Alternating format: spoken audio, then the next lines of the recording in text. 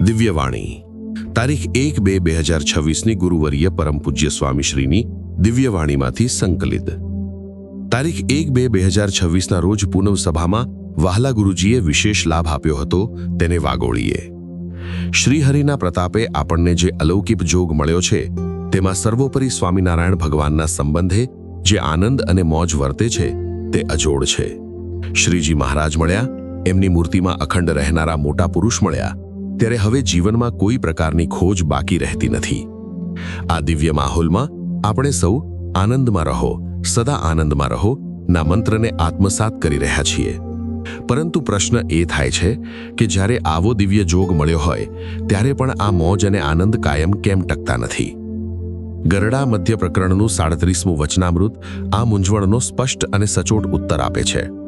મહારાજે ત્યાં જણાવ્યું છે કે સત્સંગમાં કે વ્યવહારમાં દુઃખી થવાનું મૂળ કારણ મનુષ્યનો પોતાનો સ્વભાવ છે. જેમ સારામાં સારું ભોજન બનાવ્યું હોય અને તેમાં જો એક ઝેરનું ટીપું પડે તો તે આખું ભોજન ઝેર કરી નાખે છે, તેમ આવા દિવ્ય માહોલમાં આપણી મોજ અને આપણો આનંદ જો કોઈ બગાડતું હોય તો તે બીજું કોઈ નહીં પણ આપણો પોતાનો સ્વભાવ છે.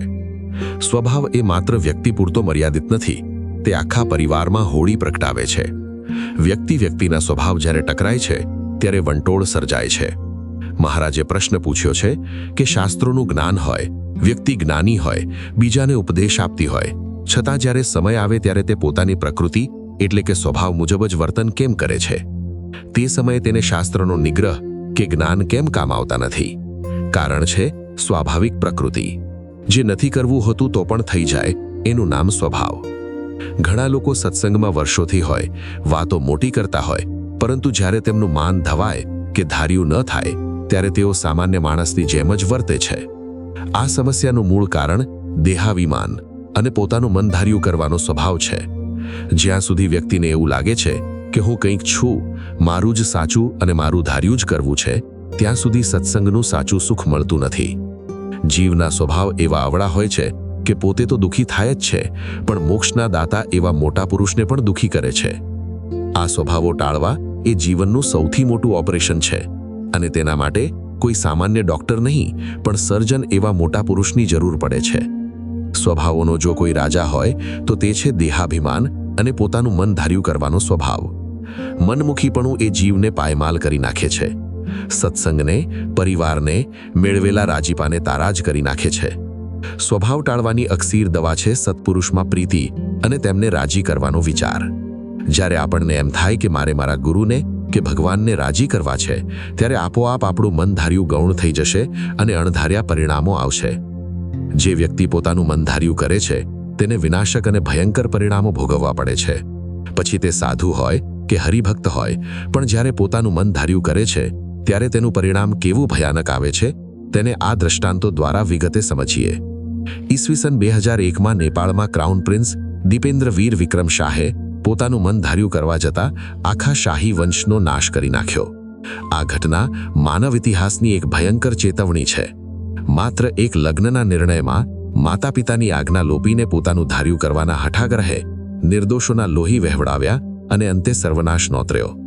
આ કોઈ વાર્તા નથી પણ સ્વભાવના પરિણામનો પ્રત્યક્ષ પુરાવો છે. જ્યારે મનુષ્ય પોતાના અહંકાર અને ક્રોધને વશ થાય છે ત્યારે તે વિવેક ગુમાવી દે છે. સત્સંગમાં પણ જ્યારે જીવ પોતાનું મન ધાર્યું કરવામાં મચી પડે છે ત્યારે તે ભગવાન અને મોટા પુરુષના રાજીપાથી જોજનો દૂર ફેંકાઈ જાય છે. આ મન ધાર્યું કરવાનો સ્વભાવ એ અહંકારની પેદાશ છે જે આપણને સરળ થવા દેતો નથી. માટે પોતાનું ગમતું મૂકીને ગુરુમુખી થઈએ. મને ગમે તે સાચું એમ નહીં, પણ મારા પ્રભુને અને મારા ગુરુને જે ગમે તે જ સાચું. આ સમજણ જ સ્વભાવ ટાળવાનો શ્રેષ્ઠ ઉપાય છે. વર્તમાન કાળે પણ આપણા SMVS પરિવારોમાં આવા પરિવર્તનો જોવા મળે છે જે સત્સંગની તાકાત બતાવે છે. ગાંધીનગરમાં રહેતા જિગ્નેશભાઈ અને તેમના પરિવારમાં જે ક્ષમાયાચના અને મોટાને રાજી કરવાના સંકલ્પથી પરિવર્તન આવ્યું છે તે પ્રેરણાદાયી છે. 15 વર્ષ સુધી જે ઘરમાં માત્ર ઉદ્વેગ, અશાંતિ અને ક્લેશને જ સ્થાન હતું, જ્યાં મન ધાર્યું કરવાના સ્વભાવે ઘરને વેરવિખેર કરી દીધું હતું, ત્યાં આજે અક્ષરધામ જેવી શાંતિ વર્તાઈ રહી છે. જ્ઞાન સત્ર પછી તેમના ઘરના મહારાજે સંકલ્પ કર્યો કે ગમે તે થાય પણ મહારાજ અને મોટાને રાજી કરવા જ છે. જ્યારે રાજીપાની ભૂખ જાગે છે ત્યારે પર્વત જેવા સ્વભાવો પણ રેતીના ઢગલાની જેમ ખરવા લાગે છે. ભોજનના રસા સ્વાદ માટે જે વ્યક્તિ ઘરમાં કંકાશ કરતી હતી તેણે રાજીપા ખાતર પોતાનો એ પ્રિય સ્વાદ પણ ત્યજી દીધો. આને કહેવાય મહિમા. એવી જ રીતે નરોડાના શૈલેષભાઈ, જેમનો તામસી સ્વભાવ, જેનાથી ઘરના સભ્યો ફફડતા હતા, તે આજે દાસત્વ અને સેવાભાવમાં પલટાઈ ગયો છે. જ્યારે રાજીપાનો વિચાર જાગે છે ત્યારે તેની તામસી પ્રકૃતિ શાંત થઈ જાય છે. આ ચમત્કાર કોઈ જ્યોતિષ કે દોરાધાગાનો નથી, પણ મોટા પુરુષને રાજી કરવાના વિચારથી કેવું પરિવર્તન આવે છે તેનો છે. અને રાજીપાનો વિચાર આવે એટલે મોટા પુરુષની કૃપા અને કરુણાનું પેકેજ શરૂ થઈ જાય. સ્વભાવની જો આડાઈ છોડવામાં ન આવે તો સાધુ થયા પછી પણ રાજીપાના માર્ગે આગળ વધી શકાતું નથી. સદ્ગુરુ સુખાનંદ સ્વામીને વિચાર આવ્યો કે મારે મારા પૂર્વાશ્રમના માતા પિતાને સત્સંગ કરાવવો છે. વિચાર સારો હતો, પણ સાધુના ધર્મ પ્રમાણે વતનની મમતા ન રખાય. તેથી મહારાજે ના પાડી અને બીજા સંતોને મોકલવાની ખાતરી આપી. છતાં સ્વામીમાં મનધાર્યું કરવાની વૃત્તિ જાગી. મહારાજે ચેતવ્યા કે તમે તેમને મળી નહીં શકો. પરિણામ એ આવ્યું કે ઉજ્જૈનમાં બીમાર પડ્યા અને રસ્તામાં જ દેહ છોડવો પડ્યો. મહારાજની આજ્ઞા લોપીને કોઈ ક્યારેય સુખી થતું નથી. ભલે તેઓ સાધુ હતા, ભલે મહિમાની વાતો કરતા હતા, પણ જ્યારે પોતાના ગમતાનો ત્યાગ કરવાની વાત આવી ત્યારે તેઓ કાચા પડ્યા. સાધુ થવું સહેલું છે, પણ સાધુતા આવવી અને સ્વભાવ ટાળવો એ હિમાલય ઓળંગવા કરતાં પણ કઠણ છે. બીજું એક હૃદયદ્રાવક ઉદાહરણ ભગવાનાનંદ સ્વામીનું છે, જેમને મહારાજ લાડમાં કીડી સખી કહેતા. સદ્ગુરુ પ્રેમાનંદ સ્વામી જેવા મહાન સંતના તેઓ જોડીદાર હતા અને તેમનો કંઠ બહુ મધુર હતો. એક દિવસ તેમણે રસ્તા પર એક ગાયિકાને ગાતી જોઈ અને લોકો તેની પર પૈસા ઉછાળતા હતા. ભગવાનાનંદ સ્વામીના મનમાં પોતાની કળાનું માન જાગ્યું. તેમને કુવિચાર આવ્યો કે મારી પાસે આટલી વિદ્યા છે, જો હું ગાયકવાડ સરકાર જેવા રાજા પાસે જઈને ગાઉં તો મને 5-25 ગામ ઇનામમાં મળી જાય. મહારાજ અંતર્યામી હતા. મહારાજે તેમને રોક્યા અને કહ્યું, સ્વામી, તમે હાથી ઉપરથી ઉતરીને ગધેડા પર બેસવા જાઓ છો? તમે આવો યોગ છોડવાનો વિચાર કરો છો? મહારાજે ચેતવ્યા કે સ્વામી, તમારો સંકલ્પ પૂરો નહીં થાય અને પાછળથી પસ્તાવું પડશે. પણ માન અને લોભ જ્યારે ભેગા થાય ત્યારે વિનાશ નોતરે છે. ભગવાનાનંદ સ્વામી સત્સંગ છોડીને ગયા. પરિણામ, રસ્તામાં ઝેરી જંતુ કરડ્યું અને તેમને રક્તપિત્તનો એટલે કે રક્તકોઢનો રોગ થયો. હાથની આંગળીઓ ખરી ગઈ, નાકમાં નાસૂર થયું અને અવાજ બેસૂરો થઈ ગયો. જે કંઠના અભિમાનમાં તેઓ ગયા હતા તે કંઠ જ ભગવાને લઈ લીધો. અંતે વડોદરાના રસ્તા પર ભીખ માંગવી પડી. જ્યારે સદ્ગુરુ ગોપાળાનંદ સ્વામી ત્યાંથી નીકળ્યા ત્યારે સ્વામીને ઓળખ્યા અને તેમણે રડતા રડતા પશ્ચાતાપ કર્યો, સ્વામી, મન ધાર્યું કરવામાં હું પાયમાલ થઈ ગયો. દીનાનાથ ભટ્ટ જેવા પ્રખર વિદ્વાનને પણ જ્યારે પોતાના પાંડિત્યનું માન આવ્યું ત્યારે તેમને અભણ એવા મયારામ ભટ્ટની ઈર્ષા આવી. મહારાજે શિક્ષાપત્રીમાં મયારામ ભટ્ટનું નામ લખ્યું તે વાત દીનાનાથ ભટ્ટના અહંકારને ખૂંચી. પરિણામે મહારાજનો અભાવ આવ્યો અને સત્સંગ છોડી દીધો. જ્ઞાની હોવા છતાં પોતાની દીકરી જમનાને બ્રહ્મ રાક્ષસ વળગ્યો ત્યારે તેમની કોઈ વિદ્યા કામ ના આવી. 7 વર્ષ સુધી દુઃખ ભોગવ્યું. પણ જ્યારે હારીને મહારાજ પાસે આવ્યા અને જેમની ઈર્ષા કરી હતી તેવા મયારામ ભટ્ટના હાથ ધોયેલું પાણી પોતાની દીકરીને પીવડાવ્યું ત્યારે જ તેનો છુટકારો થયો. આ પ્રસંગ આપણને સાવચેત કરે છે કે ભગવાનના ભક્તનો અપરાધ અને સ્વભાવની આડાઈ જીવને નરક જેવું દુઃખ આપે છે. આપણે પણ જીવનમાં તપાસવું જોઈએ કે ક્યાંક આપણો સ્વભાવ બીજાને દુભવતો તો નથી ને. જો આપણે સત્સંગમાં આવ્યા પછી પણ સરળ ન થઈ શકીએ તો આપણી ભક્તિ અધૂરી છે. મોટા પુરુષ સાથે પ્રીતિ એ જ છે કે એમના વચને આપણો સ્વભાવ બદલાય. રોકટોક કરવાનું લાયસન્સ આપણે ગુરુને આપવું જોઈએ. જીવનમાં જે કાંઈ દુઃખ છે તે સ્વભાવને કારણે છે. ઘણીવાર આપણે જ્યોતિષ કે નડતરના બહાના હેઠળ ભૂલોને છુપાવીએ છીએ, પણ ખરેખર નડતર રૂપ આપણો સ્વભાવ જ છે. દક્ષિણ દિશાનું બારણું કે ઉત્તર દિશાનું બારણું બદલવાથી સુખ નથી આવતું, પણ સ્વભાવનું બારણું બદલવાથી જ મૂર્તિનું સુખ મળે છે. અને આવા સ્વભાવે કરીને મહારાજ અને મોટા પુરુષની આતરડી ક્યારેય ન કકડે તેનું ધ્યાન રાખવું. જ્યારે મનુષ્ય પોતાના દેહાભિમાનને ઓગાળીને ગુરુના ચરણોમાં સમર્પિત થાય છે, ત્યારે જ તેના જીવનમાં વસંત ખીલે છે. આ રાજીપાના વિચારે કરીને ગમે તેવો પથ્થર જેવો સ્વભાવ હશે તો પણ જરૂર ટળી જશે. મહારાજ અને મોટા પુરુષના રાજીપાની ભૂખ જગાવીએ, જેથી સદાય મોજ અને આનંદમાં રહી શકાય. સ્વભાવ ટાળવા એ કંઈ એક દિવસનું કામ નથી. તે નિરંતર અભ્યાસ અને મોટા પુરુષના સાનિધ્યથી શક્ય બને છે. આપણી એક એક ભૂલને સુધારવા માટે ગુરુજી કેટલી મહેનત કરે છે, તેનો જો આપણે વિચાર કરીએ તો આપણને આપોઆપ નિર્માની થવાનું મન થાય. સદ્ગુરુ સુખાનંદ સ્વામી અને કીડી સખી જેવા સમર્થ સંતો જો સ્વભાવને કારણે થાપ ખાઈ ગયા હોય તો આપણે તો બહુ સાવધાન રહેવાની જરૂર છે. અંતે આપણે સૌ એક મક્કમ સંકલ્પ કરીએ કે મારે મારો સ્વભાવ ટાળવો છે અને મહારાજ અને મોટા પુરુષને રાજી કરવા છે. જે દિવસે આ વિચાર દ્રઢ થશે તે દિવસથી આપણા ઘરમાં શાંતિનો અનુભવ થશે. જેમના પ્રતાપે આપણે સુખી છીએ તેમના ઉપકારોને ક્યારેય ભૂલીએ નહીં. આપણી પાસે જે કંઈ વિદ્યા, બુદ્ધિ કે સંપત્તિ છે તે બધું મોટા પુરુષની કૃપાનું જ પરિણામ છે. જો આપણે આ વાત યાદ રાખીશું તો ક્યારેય અભિમાન નહીં આવે. આ સત્સંગનો આનંદ સદાય ટકી રહેશે અને આપણે સૌ રાજીપાના માર્ગે અવિરત ચાલતા રહી શકીશું. એક આદર્શ શિલ્પી. ગુરુદેવ પરમ પૂજ્ય બાપજીના 93મા પ્રાગટ્ય પર્વે તેઓએ કંડારેલા જીવંત શિલ્પોનું દર્શન. શિલ્પીનું નામ પડે ત્યારે ટાંકણું અને હથોડી લઈને પથ્થરને કંડારતા સોમપુરા નજર સમક્ષ દેખાય. શિલ્પી અણઘડ, ઘાટઘોટ વગરના પથ્થર પર પોતાની પરિકલ્પનાની મૂર્તિ દોરે છે. પછી ટાંકણું અને હથોડી લઈ પ્રથમ ઘા કરવાનું શરૂ કરે છે. જો પથ્થર શિલ્પીના ટાંકણા અને હથોડીના ઘા ખમે તો તે પથ્થરમટી મૂર્તિ બની જાય, અનંત માટે દર્શનીય અને પૂજનીય બની જાય. આ વાત થઈ તે તો પાષાણ શિલ્પીની છે. તે જડ પથ્થરમાંથી મૂર્તિ બનાવે છે. જ્યારે સત્પુરુષ એ ચૈતન્યના શિલ્પી છે, જે માયાના વગડને દૂર કરીને ચૈતન્યને શુદ્ધ કરી મૂર્તિરૂપ પાત્ર કરે છે. આપણે SMVSનો સમગ્ર સમાજ અતિ કૃપાવંત છીએ કે આપણને ગુરુદેવ પરમ પૂજ્ય બાપજી જેવા ચૈતન્યના શિલ્પી મળ્યા છે, જેમણે પથ્થર જેવા જડ અને માયાથી ખરડાયેલા જીવોને ઘડી ઘડીને આદર્શ ભક્ત અને આદર્શ મુક્તની પંક્તિમાં બેસાડ્યા છે. ગુરુદેવ પરમ પૂજ્ય બાપજીએ જોગમાં આવનાર અનેક મુમુક્ષુને ઘડવા કરુણાનું ટાંકણું તથા જ્ઞાનની હથોડી લઈ તેમનામાંથી અહંકાર, દોષો, દુર્ગુણો તથા માયાવી પડળો દૂર કર્યા છે અને વ્યવહાર કુશળતાનો, ચારિત્ર્યનો, સંસ્કૃતિનો, ભક્ત અને સાધુપણાનો, સિદ્ધાંતોનો સુંદર આકાર આપ્યો છે. નહોતો આકાર કોઈ, નહોતી કોઈ ઓળખ. માયાના પડળોમાં ડૂબેલી હતી આ પરખ. હથોડી જ્ઞાન કેરીને લીધું કરુણાનું ટાંકણું. ઘડ્યા છે મુમુક્ષુ એવા જેની વાત શું કહું.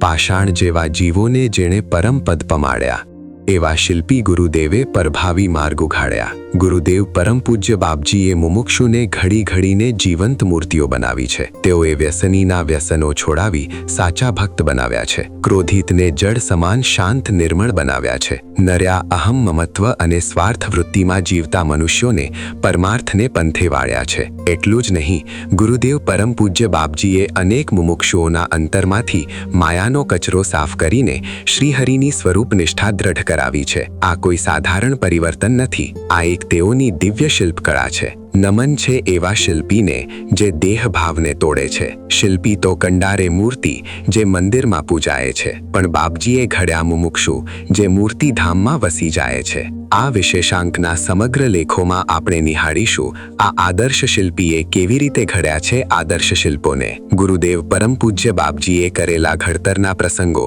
અનેક મુમુક્ષુના જીવનમાં દીવાદાંડી બની રહેશે. આપ્યો ચારિત્ર્યનો આકાર. અનંત બ્રહ્માંડોના સર્જનહાર શ્રીહરિએ પૃથ્વીને વિશે જીવને મનુષ્ય દેહ તો આપ્યો, પણ મનુષ્ય જીવનમાં ચારિત્ર્યતાના પ્રાણ પૂરવાનું ભગીરથ કાર્ય યુગ પુરુષો દ્વારા કરાવ્યું છે. સાંપ્રત સમયમાં જ્યારે પશ્ચિમી સંસ્કૃતિનો વાયરો પૂરપાટ વહી રહ્યો છે, ત્યારે તેમાં મનુષ્ય જીવનના મૂલ્યોનું પતન થઈ રહ્યું છે. એ સમામાં ગુરુદેવ પરમ પૂજ્ય બાપજીએ એક સમર્થ શિલ્પી બની પોતાના જોગમાં આવનાર મુમુક્ષુના ચારિત્ર્ય ઘડતરનો આગ્રહ સેવી આદર્શ હરિભક્તો તૈયાર કર્યા છે. મનના ચોખ્ખા, દ્રષ્ટિના ચોખ્ખા ને હાથના ચોખ્ખા. આવું પવિત્ર જીવન જીવનારા મુમુક્ષુ જ અધ્યાત્મ માર્ગે પ્રગતિ સાધી શકે છે. તેથી ગુરુદેવ પરમ પૂજ્ય બાપજીએ હરિભક્તોને ચારિત્ર્યનો કેવો અણિશુદ્ધ આકાર આપ્યો છે તે જાણીએ. ત્રિવેદી, આ શું લખો છો? ઘનશ્યામનગર મંદિરના ઓટલે બેસી ઘનશ્યામ મેગેઝિનના તંત્રી પરમ ભક્ત શ્રી નરેન્દ્રભાઈ ત્રિવેદી ઘનશ્યામ મેગેઝિનનો એક લેખ લખતા હતા ત્યારે ગુરુદેવે પૂછ્યું. સાહેબે કહ્યું, દયાળુ, આપણા ઘનશ્યામ સામયિક માટે લેખ લખું છું. આવા સારા પાના ક્યાંથી લાવ્યા? ગુરુદેવ પરમ પૂજ્ય બાપજીએ ફરી પૂછ્યું. ત્યારે તેમણે કહ્યું, બાપજી, હું શાળામાં શિક્ષક છું, એટલે અમારે ત્યાં વધારાના પાના હોય જ. ગુરુદેવ પરમ પૂજ્ય બાપજીએ સહેજ નારાજગીના ભાવ સાથે પૂછ્યું, તમે તમારા આચાર્યને પૂછ્યું હતું? ના બાપજી, ધર્મના કામમાં વાપરવા હતા એમાં શું પૂછવાનું હોય? ગુરુદેવે કહ્યું, ત્રિવેદી, આજ પછી મંદિરના કામ માટે તો શાળાના કાગળ નહીં વાપરવાના, પણ તારા ઘર માટે કે તારા દીકરા દીકરી માટે પણ શાળાની કોઈ ચીજ ઘરે નહીં લાવવાની. આચાર્યને પૂછ્યા વગર વાપરવું એ ચોરી કહેવાય. લેખ લખવા કાગળ જોઈએ તો આપણે મંદિરમાંથી ખર્ચ કરીશું, પણ પૂછ્યા વગર કોઈ કાગળ કે કોઈ ચીજ ન લાવતા. એ વખતે સંસ્થાની આર્થિક પરિસ્થિતિ સારી ન હતી, છતાં ગુરુદેવે ચલાવ્યું નહીં. ગુરુદેવનો પ્રામાણિક જીવન કરાવવાનો કેવો આગ્રહ! આમ ગુરુદેવ હરિભક્તોના શુદ્ધ નીતિમય જીવન અંગે કેવો અદ્ભુત ઘડતર કરતા. ઈસવીસન 1985-86ની આસપાસ ઈસનપુર સેન્ટરના એક કિશોર મુક્ત સીએમ વિદ્યાલયમાં ભણતા. એક વખત તેમના પર શાળામાંથી પત્ર આવ્યો કે તમે આ વર્ષે ઘણી રજાઓ પાડી છે, માટે તમારો વાર્ષિક પરીક્ષા આપવાનો અધિકાર રદ કરવામાં આવે છે. અર્થાત આ વર્ષે તમે વાર્ષિક પરીક્ષા આપી શકશો નહીં. કિશોર મુક્ત દુઃખી થઈ ગયા. ભવિષ્યની ચિંતા થવા લાગી. અરરર, હવે શું થશે? મારું આખું વર્ષ આમ બગડશે? મેં તો મંદિરની સેવા તથા ભગવાનના ભજન માટે થઈ સ્કૂલે રજા પાડી છે, પણ આવું તો સાહેબને કહેવાશે નહીં. એક કામ કરું, લાંબી માંદગીનું સર્ટિફિકેટ બનાવડાવી દઉં તો કદાચ મને પરીક્ષા આપવાની રજા મળે. કિશોર મુક્તને ગુરુદેવ પરમ પૂજ્ય બાપજી સાથે ખૂબ નિકટતા, તેથી તેમની મૂંઝવણ ગુરુદેવ આગળ રજૂ કરી. દયાળુ, શું કરું? પરીક્ષા આવે છે ને મેં આ વર્ષે ખૂબ રજા પાડી છે, એટલે સાહેબ પરીક્ષા આપવાની ના પાડે છે. ગુરુદેવ પરમ પૂજ્ય બાપજીએ કહ્યું, પહેલાં તો આવું શા માટે કરવું જોઈએ? ભણવાના ટાઈમે ભણવાનું અને બાકીના ટાઈમે સેવા કરવાની. ક્યારેક મંદિર માટે રજા પાડીએ એ ઠીક છે, પણ આટલી બધી રજા પાડીએ એ ભણવાનું બહાનું કહેવાય. છતાં કંઈ નહીં, બીજું વિચાર્યા વગર સાહેબ જોડે જા. તારે સાહેબને ચરણ સ્પર્શ કરી જય સ્વામિનારાયણ કહેવાના અને સાચી વાત કહી દેવાની કે હું મંદિરે જઈ સત્સંગ કરું છું, ભગવાનનું ભજન તથા સેવા કરું છું, એટલે રજા પાડી છે. મને માફ કરજો, હવેથી ધ્યાન રાખીશ. તું ક્યાં બીજા છોકરાની જેમ રખડવા ગયો હતો? ગુરુદેવનો સત્યતાને અપનાવવાનો રણકાર સાંભળી કિશોર મુક્તે માંદગીનો ખોટો રિપોર્ટ બનાવવાનો વિચાર માંડી વાળ્યો. સાહેબને હિંમત કરી સાચે સાચું કહી દીધું. સાહેબ તેમના પર રાજી થઈ ગયા ને બોલ્યા, એમ તું આટલી નાની ઉંમરે પણ મંદિરે જાય છે ને સત્સંગ કરે છે, એમ કહી પરીક્ષા આપવાનો અધિકાર આપ્યો. ગુરુદેવ પરમ પૂજ્ય બાપજીએ કિશોર મુક્તના મિશે આપણને સૌને શીખ આપી કે ગમે તેવા સંજોગોમાં પણ હંમેશા સત્ય બોલવું, સત્યનો જ જય થાય છે. ગુરુદેવ પરમ પૂજ્ય બાપજીની લાડોલ ગામે પધરામણી હતી. ગુરુદેવ પરમ પૂજ્ય બાપજીની સાથે વ્યવસ્થામાં એક કાર્યકર હરિભક્ત હતા. જેઓ ગુરુદેવ પરમ પૂજ્ય બાપજી કોઈના પણ ઘરે પ્રવેશ કરે એટલે તરત ખિસ્સામાંથી માચીસ કાઢી આરતી પ્રગટાવવાની સેવા કરતા હતા. 3-4 ઘરે હરિભક્તને આ રીતે આરતી પ્રગટાવતા જોયા એટલે ગુરુદેવ પરમ પૂજ્ય બાપજીએ તેમને પૂછ્યું, ભગત, કાયમ માચીસ જોડે રાખો છો? ના બાપજી. ફરી પૂછ્યું, કઈ વ્યસન છે? ના દયાળુ. ફરી ગુરુદેવે ચોખવટ કરતા પૂછ્યું, તો આજે પધરામણી છે એટલે ઘરેથી માચીસ લઈ આવ્યા છો? ત્યારે પેલા હરિભક્તે કહ્યું, દયાળુ, આ માચીસ મારા ઘરની પણ નથી અને આ ઘરની પણ નથી. આ તો આપની પહેલી પધરામણી હતી, તે ઘરેથી માચીસ લઈ લીધી, જેથી આગળના ઘરે કદાચ માચીસ તૈયાર ન હોય તો આરતી પ્રગટાવવામાં મોડું ન થાય, આપને ઊભા ન રહેવું પડે. ગુરુદેવ પરમ પૂજ્ય બાપજીએ કહ્યું, તમારો ઈરાદો ભલે શુદ્ધ છે, પરંતુ આ ચોરી કહેવાય. તમે તમારા માટે પણ નથી લીધી, પણ એ ઘરના ધણીને પૂછ્યા વિના લાવ્યા ને, તે ચોરી વર્તમાન લોપ્યું કહેવાય. જાઓ, તેમના ઘરે જઈ પાછી આપી આવો અને માફી માંગી લેજો. 1 રૂપિયાની નજીવી કિંમતની માચીસ લેવાની બાબતમાં પણ ગુરુદેવ પરમ પૂજ્ય બાપજીએ હરિભક્તોને ટકોર કરી કેવું ઘડતર કર્યું છે? જો ધણીને પૂછ્યા વિના 1 રૂપિયાની માચીસ પણ ન લેવાય તો દગા, પ્રપંચ, અનીતિ તથા લાંચ રૂશ્વતથી તો કોઈના પૈસા કેવી રીતે પડાવી જ લેવાય? અને આપણાથી એવું થતું હોય તો આપણા પર ગુરુદેવ બાપજીનો રાજીપો કેવી રીતે થાય? ગુરુદેવ પરમ પૂજ્ય બાપજી પોતાના હરિભક્તોના ચારિત્ર્ય ઘડતરમાં તો ઊંડો રસ ધરાવતા, પરંતુ પોતાના અલ્પ સંબંધમાં આવનાર બિનપરિચિત મુમુક્ષુને પણ જરૂરથી ટકોર કરી તેમના ચારિત્ર્યને આકાર આપતા. ગુરુદેવ પરમ પૂજ્ય બાપજી સુરેન્દ્રનગર ખાતે વિચરણમાં પધાર્યા હતા. તે વખતે એક ઘરના હરિભક્ત એક બિન સત્સંગી મુમુક્ષુને ગુરુદેવ પરમ પૂજ્ય બાપજીનો મહિમા કહી દર્શને લાવ્યા. ગુરુદેવ પરમ પૂજ્ય બાપજીએ હરિભક્તને પૂછ્યું, આ કોણ છે? તમારા સગા છે? ત્યારે હરિભક્તે કહ્યું, બાપજી, આ તો અમારા ગામના છે. ગુરુદેવ પરમ પૂજ્ય બાપજીને તેઓની માત્ર અલ્પ માહિતી જ આપી, પણ ગુરુદેવ પરમ પૂજ્ય બાપજીએ અંતર્યામીપણે તેમને કહ્યું, ભાઈ, નીતિથી ધંધો કરો છો ને? નીતિથી કરશો તો જ મહારાજ ભેળા ભળશે. કોઈના પ્લોટ પચાવતા નહીં અને કોઈની આગળ દાદાગીરી કરતા નહીં, કોઈ ગરીબની આંતરડી દુભાવતા નહીં, તો જ મહારાજ રાજી થશે ને ખૂબ ભેળા ભળશે. ગુરુદેવ પરમ પૂજ્ય બાપજીના આવા દિવ્ય વચનોથી આ કોન્ટ્રાક્ટર અતિ વિસ્મિત થઈ ગયા કે જેમના મેં પ્રથમ વખત દર્શન કર્યા છે તેઓ મારા વિશે કશું જ જાણતા નહોતા, છતાં મારા અંતરનું, જે મારા સિવાય કોઈ નહોતું જાણતું, તે બધું જ રજે રજનું અંતર્યામીપણે તેઓએ કહી દીધું. તેમણે પેલા હરિભક્તને કહ્યું, ખરેખર તમારા બાપજી તો ત્રિકાળ જ્ઞાની લાગે છે. ગુરુદેવના અંતર્યામીપણે કહેલા દિવ્ય વચનોથી તેમનું આંતરતંત્ર વિધાઈ ગયું. આમ ગુરુદેવની કરુણાએ તેમણે પોતાના અનીતિના બધા જ ધંધા બંધ કરી દીધા. ગુરુદેવ પરમ પૂજ્ય બાપજી હરિભક્તોને જેમ પ્રામાણિકતાના પાઠ શીખવતા, તેમ આધ્યાત્મ માર્ગે પ્રગતિ કરવા અવેરી વર્તમાન સંબંધિત ચારિત્રની દ્રઢતા પણ કરાવતા. ગુરુદેવ પરમ પૂજ્ય બાપજી યુવકો, કિશોરોને આંતરજીવનની પવિત્રતા જળવાયેલી રહે તથા ચારિત્ર્યશીલ જીવનની દ્રઢતા રહે તે માટે વાળ કપાવવા, દાઢી મૂછ ન રાખવી તથા રજોગુણી વસ્ત્ર પરિધાન ન કરવા અંગે વારંવાર રુચિ જણાવતા. કોઈ એવું કરે તો તે પ્રતિ અણગમો પણ દર્શાવતા અને તરત ટકોર કરતા. એક વખત ચાતુર્માસની શરૂઆતમાં ગુરુદેવ પરમ પૂજ્ય બાપજી ઘનશ્યામનગર મંદિરે પધાર્યા. સભા બાદ ગુરુદેવ પરમ પૂજ્ય બાપજીએ હરિભક્તોને પૂછ્યું, તમે સૌએ ચાતુર્માસ નિમિત્તે વિશેષ નિયમો લીધા છે? હા દયાળુ, કયા નિયમો લીધા છે? બાપજી, મેં ઉંમર જેટલી માળાનો લીધો છે. દયાળુ, મેં મંદિર દર્શનનો. બાપજી, હું ચાતુર્માસમાં દરરોજ મંગળા આરતીમાં આવીશ. બાપજી, મેં તો ધ્યાનનો લીધો છે. ગુરુદેવ પરમ પૂજ્ય બાપજી હરિભક્તો પર રાજી થયા પછી કહ્યું, 50 વર્ષથી વધુ ઉંમરના મુક્તોએ તો આજીવન બ્રહ્મચર્ય અથવા છેલ્લે ચાતુર્માસમાં તો બ્રહ્મચર્યનો નિયમ લેવો જ જોઈએ, અને નાની ઉંમરના મુક્તોએ શ્રાવણ માસનો નિયમ રાખવો જોઈએ, અને અવેરી વર્તમાન તો શ્રીજી મહારાજના આશ્રિત સર્વે ભક્તોએ 12 માસ અર્થાત કાયમ માટે પાળવું જ જોઈએ. તમે બધા નોકરી ધંધે જાઓ છો, ત્યાં સ્ત્રીઓ જોડે રહેવાનું, કામ કરવાનું થાય તો ખાસ દ્રષ્ટિનો અસંયમ ન થાય, કુવિચાર ન આવે તેનો ખૂબ ખટકો રાખવો. આંતરજીવન જેટલું પવિત્ર હશે એટલા જ મહારાજ બિરાજમાન થશે ને રહેશે. ગુરુદેવ પરમ પૂજ્ય બાપજીના ભલામણના વચનો સૌએ ઊર ધર્યો.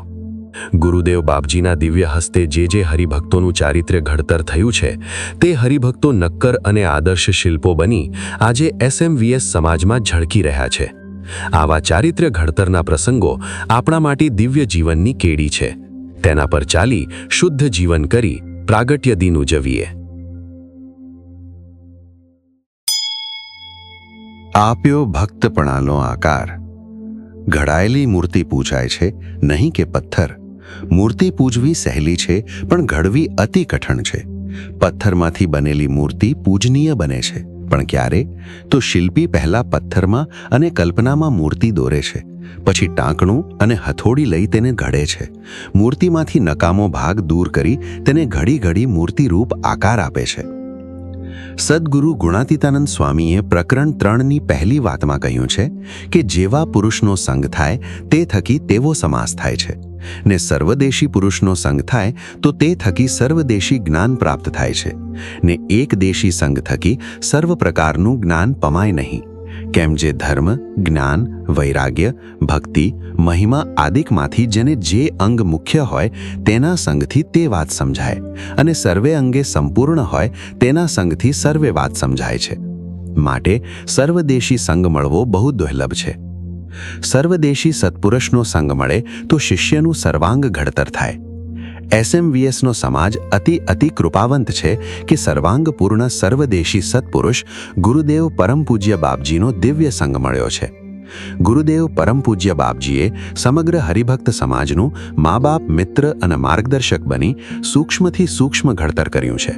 શ્રી હરિ જોઈને રાજી થાય એવા ભક્તપણાનો આકાર આપ્યો છે, જેનો અનુભવ ગુરુદેવના સાનિધ્યમાં આવેલા નિકટ સેવા કરનારા સૌને થયો છે. તેવા કેટલાય પ્રસંગોનો મહાસંગ્રહ છે. તેમાંથી કિંચિત નિજ દર્શન કરીએ. તારીખ 22 અને 23/8/2007ના રોજ ગુરુદેવ પરમ પૂજ્ય બાપજી સુરેન્દ્રનગર ખાતે જ્ઞાન શિબિરમાં લાભ આપવા પધાર્યા હતા. હાલ મૂર્તિ નિવાસી રાજુભાઈ અબાસણા ગુરુદેવની સાથે લાભ લેવા ગયા હતા. તારીખ 21ની રાત્રે પહોંચ્યા. સુરેન્દ્રનગર મંદિરે મચ્છરોનો ખૂબ ત્રાસ હતો, તેથી રાજુભાઈને આખી રાત ઊંઘ ના આવી. સવારમાં તો ગુરુદેવે 4:30 વાગે બધાને જગાડી દીધા. આખો દિવસ ગુરુદેવની સામે બેસી જ્ઞાન શિબિરનો લાભ લીધો. ક્યારેક આંખ ઘેરાઈ જતી, પણ ગુરુદેવના પડકારા સાંભળતા ફરી જાગૃત થઈ જતા. આગલા દિવસે રાત્રે ઊંઘ ના આવી હોવાથી સવદાસ બાપાએ કહ્યું, આજે રાત્રે મારા ઘરે પોઢવા આવો તો ઊંઘ આવી જાય. માટે તેમના ઘરે પોઢવા ગયા. સવારમાં મંગળા આરતીમાં પહોંચી ગયા, પણ ત્રીજા દિવસે સવારમાં ઉઠવાનું મોડું થવાથી મંગળા આરતીમાં પહોંચાયું નહીં. તેઓ મંદિરે પહોંચ્યા ત્યારે ગુરુદેવ માળા પ્રદક્ષિણા કરતા હતા, તેથી કંઈ બોલ્યા નહીં. સવારે 7:30 વાગે સભા શરૂ થઈ. પ્રારંભમાં જ ગુરુદેવ પરમ પૂજ્ય બાપજીએ પ્રશ્ન પૂછ્યો, રાજ્યા, આરતીમાં ક્યાં ગયો હતો? રાજુભાઈએ કહ્યું, બાપજી, અહીં મચ્છરનો બહુ ત્રાસ છે, એટલે સવદાસ બાપાના ઘરે પોઢવા ગયો હતો, પણ ઉઠવામાં મોડું થઈ ગયું. ગુરુદેવે કહ્યું, તારી લાખ રૂપિયાની આરતી ગઈ એનું શું? ઊંઘવાનું તો ઘરેય મળતું હતું, તો પછી અહીંયા શું કરવા આવ્યા? દેહને કષ્ટ પડે, પ્રતિકૂળતા સહેવી પડે તો સહી લેવાનું. મંદિરમાં ઉતારો લઈએ ત્યારે તો જ્યાં ત્યાં જેમ તેમ ચલવી લેવાનું શીખવું. ઘર જેવી સગવડોની ઈચ્છા ના રાખવી. દેહના કષ્ટની સામે રાજીપો કેટલો મોટો મળે છે તે જોવું. ખબરદાર, આજ પછી મને પૂછ્યા વગર મંદિરની બહાર ગયો છે તો. બાપ તરીકેના અધિકાર ભાવથી ગુરુદેવે આહ્નિકનું મહત્વ તથા પ્રતિકૂળતા સહેવાની શીખ આપી. આ બાબતે ગુરુદેવે 20 મિનિટ લાભ આપ્યો હતો. આમ ગુરુદેવે કરેલી ટકોર રાજુભાઈના જીવમાં સટોસક વણાઈ ગઈ. ત્યાર પછી તેઓ કદી ગુરુદેવને પૂછ્યા વગર મંદિરની બહાર ગયા નથી કે કોઈના ઘરે ઉતારો કર્યો નથી. એક દિવસ ગુરુદેવ સાથે વિચરણમાં અર્પણભાઈ ગયા હતા. તેઓ ગુરુદેવના અંગત સેવક તરીકેની સેવાનો લાભ લેતા. વિચરણ દરમિયાન કોઈ સેવા બાબતે તેમને મહિલા હરિભક્તો સાથે વાત કરવાનો સંયોગ આવ્યો.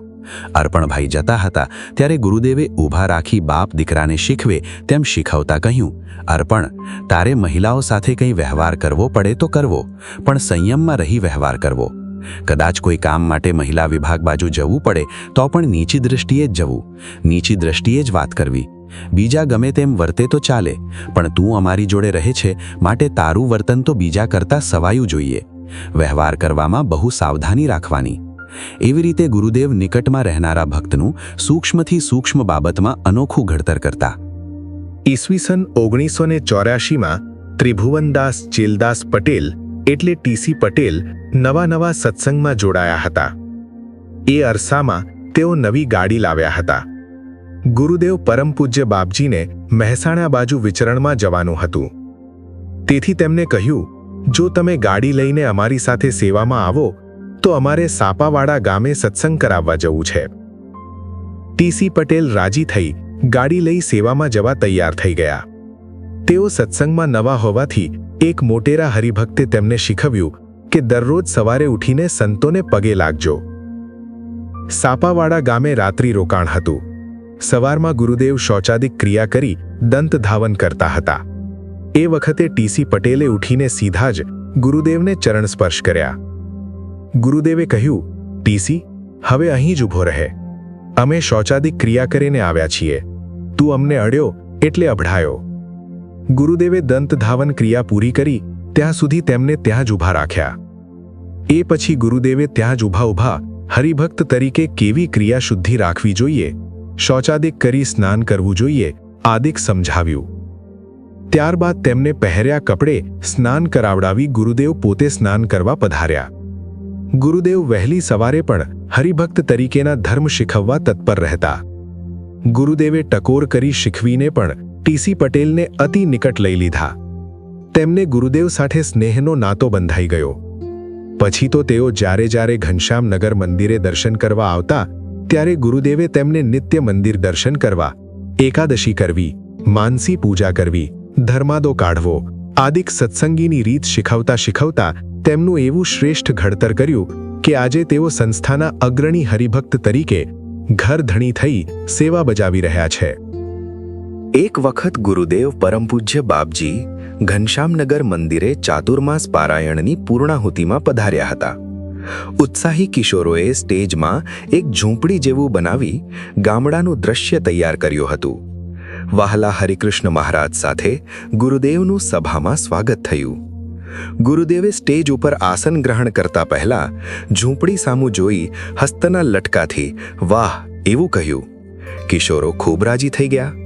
વાસણાના કેટલાક કિશોરો પણ ઘનશ્યામનગર પારાયણની પૂર્ણાહુતિમાં લાભ લેવા ગયા હતા. તેમણે જોયું કે ગુરુદેવ રાજી થયા છે. થોડા દિવસ પછી વાસણા પૂનમનો સમયો હતો. ગુરુદેવ પરમપૂજ્ય બાપજીને રાજી કરવા પૂનમના આગલા દિવસે વાસણા સભા હોલમાં કિશોર મુક્તો સ્ટેજમાં ઝૂંપડી બનાવી રહ્યા હતા. ગુરુદેવ સંધ્યા સમયે પ્રદક્ષિણા માટે હોલમાં પધાર્યા. તેમણે કિશોરોની નજીક જઈ પૂછ્યું, આ શું કરો છો? કિશોરોએ રાજી થકા કહ્યું, બાપજી, કાલે પૂનમ છે એટલે ઝૂંપડી બનાવીએ છીએ. ઝૂંપડીનું નામ સાંભળતા ગુરુદેવના મુખારવિંદના ભાવ બદલાઈ ગયા અને નારાજગીના ભાવ સાથે કહ્યું, આવો રજોગુણ શા માટે કરો છો? નકામી પ્રવૃત્તિ ઊભી કરો છો. આવો ઉદ્ઘોષ અમને નથી ગમતો. ત્યારે કિશોર મુક્તોએ હાથ જોડીને પ્રાર્થના કરી કે બાપજી, આપ ઘનશ્યામનગર રાજી થયા હતા એટલે અમને થયું કે પૂનમે બનાવીએ તો અમારી ઉપર પણ આપ રાજી થશો. ગુરુદેવે કહ્યું, એ તો ઘનશ્યામનગરના કિશોરો રાજી થાય એટલે રાજીપો જણાવ્યો હતો. અમે અહીંયા વાસણા જ બિરાજીએ છીએ અને અહીંયા જ જો આવો ઉદ્ઘોષ થાય તો સંસ્થામાં બધું પ્રમાણ થઈ જાય. એટલે અમે જ્યાં હોઈએ ત્યાં આવો ખોટો ઉદ્ઘોષ ન જ કરાય, કારણ કે બધા અહીંથી પ્રેરણા લેતા હોય. બધાને એવું થાય કે મોટા હોય ત્યાં આપણે કરાય. માટે બધું કાઢી નાખો, એક ઠાકોરજીનું સિંહાસન સરસ કરો. એવી રીતે ગુરુદેવે કિશોર મુક્તોને બિનજરૂરી પ્રવૃત્તિ ઊભી કરી સમય ન બગાડવા તથા ખોટો ઉદ્ઘોષ ન કરવા માટેની શીખ આપી. ગુરુદેવ પરમપૂજ્ય બાપજીએ સમગ્ર હરિભક્ત સમાજનું શિલ્પી બની કરેલું અનોખું ઘડતર આપણા સૌ માટે પ્રેરણારૂપ છે. ત્યારે જે તે પ્રસંગને આપણા સ્વજીવન સાથે સરખાવી જીવનમાં ખૂટતી કડીને પૂરીએ તથા રહેતી ક્ષતિને ટાળીએ, એ જ ગુરુદેવના પ્રાગટ્ય દિનની ખરી ઉજવણી છે. આપ્યો સાધુતાનો આકાર. પાષાણ જેવા અણઘડ હતા, જીવતા હતા જગ સુખ કાજે. હથોડી કર ગ્રહી રોક ટોકની, ગ્રહ્યું ટાંકણું વાત્સલ્યનું આપે. ઘડી છે ભગવી સેના એવી, સંપ્રદાયમાં નથી જોટો આજે. મળ્યા એવા આદર્શ શિલ્પી, સાધુતાની કેડી કંડારી આપે. પૂર્વાશ્રમમાં સવારમાં 9 વાગે ઉઠનારા સાધુતાનો શણગાર સજીને આજે સંત શિરોમણી બનીને ઝળહળી રહ્યા છે. કારણ ગુરુદેવે સંતોને માત્ર દીક્ષા આપી ભગવા વસ્ત્ર નથી પહેરાવ્યા, એક એક સંતને નિકટ લઈ તેમનું આગવું ઘડતર કર્યું છે. ભગવા વસ્ત્રોની મર્યાદાને, એની ગરિમાને સાધુતાના પ્રાણપુરી આજના ઘોર કડીકાળમાં પણ જીવંત રાખી છે. સંતોને સાધુતાનો આકાર આપવા ગુરુદેવ પરમ પૂજ્ય બાપજી ક્યારેક માતૃવાત્સલ્ય સ્નેહભીની કરુણા વરસાવતા તો ક્યારેક પિતાની જેમ કઠોર શિસ્તમાં અને અનુશાસનમાં દ્રઢપણે વર્તાવતા. ક્યારેક હસતા રમતા તો ક્યારેક સ્નેહલ દૃષ્ટિ કરડી કરીને પણ સાધુતાના ઉચ્ચ આદર્શો શીખવતા. ગુરુદેવે પૂજ્ય સંતોની સાધુતા માટે, ઘડતર માટે કરેલા દાખલાને આલેખવા જઈએ તો એક બૃહદ ગ્રંથ લખાય એટલો વિરાટ સંગ્રહ છે. એમાંથી અત્રે આંશિક આચમન કરીએ. તારીખ 12/4/2010ના રોજ વહાલા ગુરુદેવ પરમ પૂજ્ય બાપજીની સુરત પાસોદરા પાટિયા સ્વામિનારાયણ ધામ ખાતે જ્ઞાન શિબિર હતી. ગુરુદેવ પરમ પૂજ્ય બાપજીનો ઉતારો નાગજીભાઈ પટેલના ઘરે હતો. સવારમાં ગુરુદેવ પાસોદરા સ્વામિનારાયણ ધામ પધાર્યા. થોડું દૂધ ધરાવ્યું. શિબિર ચાલુ થવાની થોડી વાર હતી. ગુરુદેવ એક ક્ષણ પણ વ્યર્થ ન થવા દે તરત તેમણે મંદિરની વિઝિટ કરવાની ચાલુ કરી દીધી. ગુરુદેવ પૂજ્ય સંતોના રસોડામાં પધાર્યા. પધરામણી દરમિયાન આવેલું ડ્રાયફ્રૂટ પૂજ્ય સંતોએ ફ્રિજમાં મૂકેલું હતું. ગુરુદેવ પરમ પૂજ્ય બાપજીએ ફ્રિજ ખોલ્યું. ફ્રિજમાં વધારે ડ્રાયફ્રૂટ જોતા ગુરુદેવે તરત ત્યાં રહેતા સંતોને બોલાવ્યા. સાધુતાની રીત શીખવતા કહ્યું, સંતો, આપણા સંતોથી ડ્રાયફ્રૂટ ન જ જમાય. ક્યારેક પ્રસાદીમાં મોટા પુરુષ આપે તે વાત જુદી છે, બાકી રોજ ન જમાય. વળી ડ્રાયફ્રૂટ પડ્યું રહે તો ધીરે ધીરે ખોરું થઈ જાય. હરિભક્તોની સેવાનો બગાડ થાય. માટે ઉત્સવ પ્રસંગે ઠાકોરજીના થાળમાં ક્યારેક વાપરવાનું થતું હોય તેટલું ડ્રાયફ્રૂટ રાખી બાકી અન્યત્ર સ્થાને ઉપયોગ કરાવવાની વ્યવસ્થા કરવી. હરિભક્તો તો વસ્તુના ઢગલા કરશે, પણ મળે તેટલું ભોગવી ન લેવું. આપણી સાધુતામાં ફેર પડે એવું કાંઈ ન લેવું. આપણો ત્યાગનો માર્ગ છે. ત્યાંથી ગુરુદેવ રસોડાની બહાર પધાર્યા. ઘણા હરિભક્તો પૂજ્ય સંતો માટે ફ્રૂટ લાવેલા. તે જોઈને ગુરુદેવે કહ્યું, સંતો, આમાંથી આપણે વપરાય એટલું ફ્રૂટ, દ્રાક્ષ, ટેટી, તરબૂચ જે જોઈએ તેટલું લઈ લો. બાકી બધું સમારી ઠાકોરજીને ધરાવી હરિભક્તોને જમાડી દો. એક પણ ફ્રૂટ બગડવા ન દેવું, નહીં તો આપણે ઠાકોરજીના ગુનેગાર થઈએ. આમ ગુરુદેવે સંતોને સાધુતાના પાઠમાં અપરિગ્રહનો ઘડતર સંદેશ આપ્યો. ઉત્તરાયણનો દિવસ હતો, તેથી ગુરુદેવ પરમ પૂજ્ય બાપજી બપોરના આરામનો ત્યાગ કરી સીધા જ કોઠારમાં પધાર્યા. જોડી સેવામાં આવેલું અનાજ, કોથળા અરે ઝબલા કોથળીની જુદી વકલ કરાવતા હતા. પૂજ્ય સંતો, પૂજ્ય પાર્ષદ મુક્તોને પણ સેવામાં સાથે ને સાથે જોડ્યા હતા. રાત્રે ઘણું મોડું થઈ ગયું. છેલ્લે એક સંત કોઠારમાં માટીવાળા દાણા તથા કચરામાં વેરાયેલા જુદા જુદા અનાજના દાણા સાવરણીથી વાળી કચરાપેટીમાં નાખવા જતા હતા. ગુરુદેવ પરમ પૂજ્ય બાપજી જોઈ ગયા. ગુરુદેવે તરત તે સંતને કહ્યું, સ્વામી, ભલે મુઠ્ઠી જેટલું છે, પણ આવી રીતે કચરામાં દાણા ન જવા દેવાય. ભલે તેમાં માટી હોય તોય પાછું લાવો. ગુરુદેવે સંતને થાળી આપી કહ્યું, લો સ્વામી, આમાં નાખી બધા દાણા જુદા જુદા વીણી લો. પછી તેને કોરા કપડાં વડે લૂછી નાખજો એટલે ચોખ્ખું થઈ જાય. એવી રીતે ગુરુદેવે સંતને હરિભક્તોએ કરેલી સેવાને અલ્પ પણ વ્યર્થ ન થવા દેવાનો અદ્ભુત આદર્શ શીખવ્યો. ઈસવીસન 2013માં એક દિવસ સાંજે વાસણા ઝરૂખામાં પૂજ્ય સંતો ઊભા ઊભા સત્સંગના મહિમાની વાતો કરતા હતા. બીજા દિવસે પૂનમ હોવાથી મહિલાઓ સભા હોલની સ્વચ્છતા તથા અન્ય સેવા માટે આવ્યા હતા. ઝરૂખાથી સભા હોલ ઘણો દૂર હતો, પણ ત્યાં મહિલાઓની અવરજવર હતી. મહિલાઓને સંતો દેખાય એવી પરિસ્થિતિ જણાતા તરત ગુરુદેવે કહ્યું, સંતો, આપણને સૂગ રહેવી જોઈએ. મહિલાઓ દેખાતા હોય એવી આપણા આવાસની જગ્યામાં પણ ઊભા ન રહેવું. આ આપણી સાધુતા છે. અંદર રૂમમાં જઈ બધા સંતો વાત કરો. એવી રીતે ગુરુદેવે હળવેથી સાધુતાના પાઠ શીખવ્યા. તારીખ 5/3/2010ને શુક્રવારે સવારે ગુરુદેવ પરમ પૂજ્ય બાપજી વાસણાથી વડોદરા લાભ આપવા પધારતા હતા. ગાડીમાં પાછળ 4 પૂજ્ય સંતો બેઠા હતા. થોડીવાર ગુરુદેવ પરમ પૂજ્ય બાપજીએ પાછળ બેઠેલા સંતોને લાભ આપ્યો. ગુરુદેવે લાભ આપતા આપતા વિરામ લીધો. થોડીવાર ગાડીમાં શાંતિ છવાઈ ગઈ. પૂજ્ય સંતો ગુરુદેવ તરફ એક દ્રષ્ટિ કરી દર્શન કરી રહ્યા હતા. મનમાં એમ હતું કે હમણાં ગુરુદેવ કંઈક લાભ આપશે. ગુરુદેવ તો નેત્રબંધ કરી માળા કરી રહ્યા હતા. અચાનક ગુરુદેવ પરમ પૂજ્ય બાપજીએ પાછળ મુખ કરી ધીરે રહી કહ્યું, અલ્યા, પાછળ 4 કંટ્રાટી છે ને, કામ કેમ બંધ છે? હેઠા ઉતરો. પૂજ્ય સંતો હસી પડ્યા. ગુરુદેવની માર્મિક ટકોરને સમજી ગયા. ગુરુદેવની કાયમી રુચિ છે કે ગાડીમાં નવરા ન બેસવું, કીર્તન ગાવા. તેથી પૂજ્ય સંતોએ કીર્તન ગાવા માંડ્યા. એક કીર્તન પૂરું થયા પછી ગુરુદેવે ફરી લાભ આપતા કહ્યું, સંતો, આપણે મહારાજમાં જોડાવા સાધુ થયા છીએ. આપણી 1 મિનિટ બગડવી ન જોઈએ. ગાડીમાં બેઠા કે તરત કીર્તન ગાવા, ધૂન બોલવી કે માળા ફેરવવી. વચનામૃત કે બાપાની વાતો વાંચવી, એમ ભજન ભક્તિ કરવી, કાં તો મહિમાની વાતો કરવી. પણ ગાડીમાં બેઠા બેઠા બારીની બહાર જ્યાં ત્યાં ડાફોળિયા મારીએ તો આપણી સાધુતા લોપાય. ગાડીમાંય નીચી દ્રષ્ટિ રાખી બેસવું, ભજન ભક્તિમાંથી નવરાજ ન પડવું. આવી રીતે ગુરુદેવ પરમ પૂજ્ય બાપજીએ સ્વવર્તનને માર્મિક વચનો કહી સાધુતાના પાઠ શીખવ્યા. ગુરુદેવ કાયમ માટે કોઈ પણ નવા મુમુક્ષુ પાર્ષદી દીક્ષા ગ્રહણ કરે કે પાર્ષદ સંત દીક્ષા ગ્રહણ કરે તો તેમને એકલા બેસાડીને સાધુતાના પાઠ શીખવતા, ભજન ભક્તિના અંગ પડાવતા, વચનામૃત અને કીર્તન મુખપાઠ કરાવતા. ગુરુદેવની મુખપાઠ કરાવવાની, વાંચન મનનનું અંગ પડાવવાની પણ અનોખી રીત હતી. એકવાર ગુરુજી પરમ પૂજ્ય સ્વામીશ્રી સાધક તાલીમ કેન્દ્રમાં એટલે STKના મુક્તોને લાભ આપવા પધાર્યા ત્યારે પોતાનો સ્વાનુભવ જણાવતા કહ્યું હતું કે અમે પાર્ષદી દીક્ષા લીધી ત્યારે ગુરુદેવે એવું પ્રકરણ ચલાવ્યું હતું કે દરરોજ સવારે એક કીર્તન મુખપાઠ કરવાનું જ, પછી મુખપાઠ થયેલું કીર્તન ગુરુદેવ સમક્ષ બોલવાનું. આવડે તો બપોરે ઠાકુરજી જમાડવાના, નહીં તો રજા. એ જ રીતે સાંજે વચનામૃત આવડી જાય, ગુરુદેવ સમક્ષ મુખપાઠ બોલી લઈએ પછી જ જમવાનું. વળી ગુરુદેવ લાભ આપતા કે અત્યારે તમારી પાસે સમય છે તો મુખપાઠ કરી લ્યો.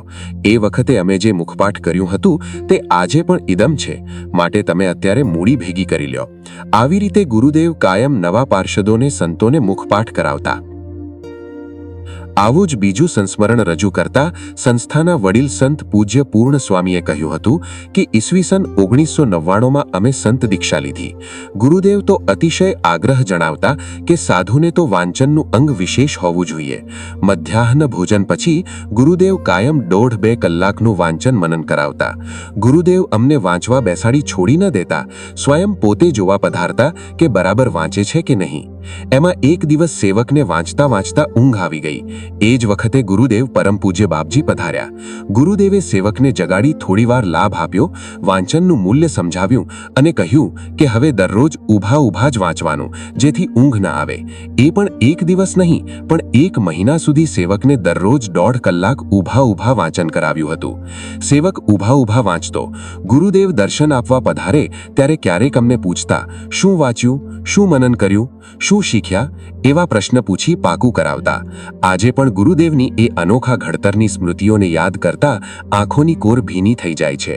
અંતરમાં આનંદ થાય કે અજોડ શિલ્પીએ મુજ પથ્થર જેવાને મૂર્તિ જેવું શિલ્પ કરવા કેવો દાખલો કર્યો છે. કોટી કોટી વંદન હો મારા અનોખા શિલ્પી ગુરુદેવ, આપના ચરણે. જાન્યુઆરી 2018ની સંત શિબિરમાં લાભ આપવા ગુરુદેવ પરમ પૂજ્ય બાપજી સંતૂર ફાર્મ પર પધાર્યા હતા. ગુરુદેવ પરમ પૂજ્ય બાપજીને ગાડી સંતૂર ફાર્મમાં પ્રવેશી ત્યારે તેઓ કાચ ઉતારી હાથનું નેજવું કરી કશુંક જોતા હતા. ગુરુદેવ સભામાં પધાર્યા કે તુરત પૂજ્ય સંતોને પૂછ્યું, સંતો, અમે આવ્યા ત્યારે ફાર્મના આગળના ભાગમાં ગૃહસ્થના કપડાં સુકાતા હતા, તો ફાર્મમાં કોઈ મહિલાઓ તો નથી ને? ત્યારે પૂજ્ય સંતોએ સ્પષ્ટતા કરી કે બાપજી, આ ફાર્મની સાચવણી કરવા પ્રવીણભાઈનો પરિવાર અહીં રહે છે, પણ સંતોની શિબિર હોવાથી તેમના ઘરના મહિલા સભ્યોને બીજે રહેવા મોકલી દીધા છે. અત્યારે ફાર્મમાં તો માત્ર પુરુષ સભ્યો જ રોકાયા છે, બાકી ફાર્મમાં ક્યાંય કોઈ મહિલાઓ નથી. ગુરુદેવે કહ્યું, સંતો, તો ઠીક, બાકી આપણે સાધુએ બહુ ખટકો રાખવો. સંતોના આવાસ હોય ત્યાં કોઈ મહિલાઓ ન આવી જાય તેનું ધ્યાન રાખવું. આપણા ધર્મમાં ફેર ન પડવા દેવો. આમ અણિશુદ્ધ સાધુતા માટે ખટકો રખાવતા ગુરુદેવે સંતોને વર્તન કેરા પિયુષ પાયા છે. સંસ્થાના વરિષ્ઠ સંત પૂજ્ય ધર્મસ્વામી અમેરિકા તથા કેનેડા ખાતે વિચરણમાં જતા પૂર્વે ગુરુદેવના દર્શન કરવા પધાર્યા. ગુરુદેવે જોડે સેવામાં જતા સંતને નિકટ બોલાવ્યા અને સાધુતાની શીખ આપતા કહ્યું, સ્વામી, આપણે વિદેશમાં સત્સંગ કરાવવાનો, પણ આપણી સાધુતાના ભોગે નહીં. આપણે ધર્મ લોપીને ધર્મનો પ્રચાર નથી કરવો, એવો સત્સંગ નથી વધારવો. એરપોર્ટ પર કે વિદેશના વાતાવરણમાં હરિભક્તની મોહબ્બતમાં આવીને પણ ક્યાંય વર્તમાનમાં ફેર પડવા દેવો નહીં. આપણા વર્તમાનનો કાયમ ખટકો રાખવો. આવી રીતે જનની બની વિદેશ જતા સંતને ગુરુદેવે ઘણી ભલામણ કરી. ગુરુદેવના વાલપને વાલપના વેણનું ભાતું લઈ સંત વિદેશ વિચરણમાં ફર્યા, પણ ગુરુદેવનું સતત સાનિધ્ય હોય તેવું અનુભવાતું હતું. સમયે ગુરુદેવના વચન સાંભળતા પાછા વળેલા રહેતા. આમ ગુરુદેવની સાધુતાપૂર્ણ જીવનની ભલામણ સંતો માટે સદૈવ ઢાલ બની રહેતી. તારીખ 13/7/2012ના રોજ ગુરુદેવ પરમ પૂજ્ય બાપજી સ્વામિનારાયણ ધામ ખાતે ત્યાગાશ્રમના માર્ગે આગળ વધનારા મુમુક્ષુ માટે ચાલતા સાધક તાલીમ કેન્દ્રમાં એટલે એસટીકેમાં લાભ આપવા પધાર્યા. એસટીકેના મુક્તોને ગુરુદેવે નિષ્કામ ધર્મ પર લાભ આપ્યો. નિષ્કામ ધર્મનો લોભ ન થાય તે માટે આહાર વિહારમાં સાવધાની રાખવાની રીત શીખવતા કહ્યું, સાધુએ ગળ્યા ચીકણાનો ત્યાગ રાખવો, આહાર સંયમી રાખવો, એમાંય રાત્રે ઓછું જમવું તો નિષ્કામી વર્તમાન સારું પડે. સાવ ભૂખ્યા પણ ન રહેવું, નહીં તો પગમાં કળતર થાય, પણ શરીરનું કામ ચાલી જાય એટલું જ રાત્રે જમવું. એવી રીતે ગુરુદેવે સમર્પિત મુક્તોને નિષ્કામ ધર્મના વહન માટે પાયાના પાઠ શીખવ્યા. તારીખ 11/9/2018ના રોજ બપોરે ગુરુદેવ પરમ પૂજ્ય બાપજી ઠાકુરજી જમાડવા બિરાજ્યા હતા. એ વખતે એક નવા સંત ગુરુદેવ પરમ પૂજ્ય બાપજીને પીરસવા પધાર્યા. સંત નવા હતા, નાના હતા, વળી સ્વભાવે ખૂબ રમૂજી, તેથી વિશેષ હાસ્ય વિનોદ કરતા. ઘણીવાર મોટા અવાજે હસતા, વાતો કરતા. ગુરુદેવ તો ખરા શિલ્પી, તેથી તેમને કોઈ સંતની અલ્પથી અલ્પ કસર પણ ખૂંચતી. તેથી ગુરુદેવે હસતા હસતા નવા સંતને પૂછ્યું, સ્વામી, તમે કેટલું બોલો છો? બધાની સાથે હસવા બોલવાનું થાય ખરું? ગુરુદેવ આગળ તે સંત કશું બોલ્યા નહીં, મૌન જ રહ્યા. એટલામાં ગુરુદેવના સેવક સંત ત્યાં આવી ગયા હતા. તેમણે હસતા હસતા કહ્યું, બાપજી, આપનો પ્રભાવ ખૂબ, તેથી આપની આગળ ખૂબ ઓછું બોલે છે. અમારા સંતો આગળ તો ઘણો બોલે છે. તરત જ ગુરુદેવે સંતને પોતાની નિકટ બોલાવી બેસાડ્યા. જમાડતા જમાડતા સાધુતાના પાઠ શીખવતા કહ્યું, સ્વામી, આપણે સ્વામી એટલે ગુરુજી પરમ પૂજ્ય સ્વામીશ્રી જેવા શ્રેષ્ઠ સંત થવાનું. હિલોળિયા નહીં થવાનું, ધીર ગંભીર થવાનું. બને ત્યાં સુધી ઓછું બોલવું, કામ પૂરતું જ બોલવું. લગીરે સમય બગાડવો નહીં. સમય મળે કે તરત ભજન ભક્તિ કરવી, વાંચન મનન કરવા મંડી જવું, ધ્યાન કરવું, માળા કરવી. એ આપણી સાધુની શોભા છે. નવા સંત બે હાથ જોડી ગુરુદેવના અમૃત વચનો જીવમાં ઉતારતા હતા. તેમના મુખ પર પસ્તાવા સાથે માફીના ભાવો સ્ફુરતા હતા.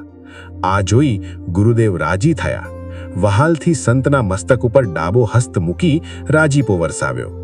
જેમ શિલ્પી પોતાની કોઈ શિલ્પકૃતિમાં અલ્પ કસર ન રહેવા દે, તેમ ગુરુદેવે પોતાના નાનામાં નાના સંતને કસર રહિત કરવા ઉપદેશ કરી શુદ્ધ કર્યા છે. તારીખ 7/7/2018 ની શુક્રવારના રોજ ગુરુદેવ પરમ પૂજ્ય બાપજી ઈસનપુર પ્રાતઃ સભામાં લાભ આપવા પધારવાના હતા. આગળના દિવસે રાત્રે વાસણા મંદિરે એક અન્ય સંતે ગુરુદેવ પરમ પૂજ્ય બાપજીના સેવક સંતને કહ્યું, તમે બાપજીને પ્રાર્થના કરો કે બાપજી રાજી હોય ને હા પાડે તો મારે ઈસનપુર લાભ લેવા આવવું છે. સેવક સંતે ગુરુદેવ પરમ પૂજ્ય બાપજીને વાત કરી કે દયાળુ, ફલાણા સ્વામીને આપનો લાભ લેવા ઈસનપુર આવવું છે, તો કાલે સવારે આપણી સાથે આવે? ગુરુદેવે તરત ટકોર કરતા કહ્યું, સાધુએ આવી રીતે સામે ચાલીને પૂછાય જ નહીં કે હું આવું.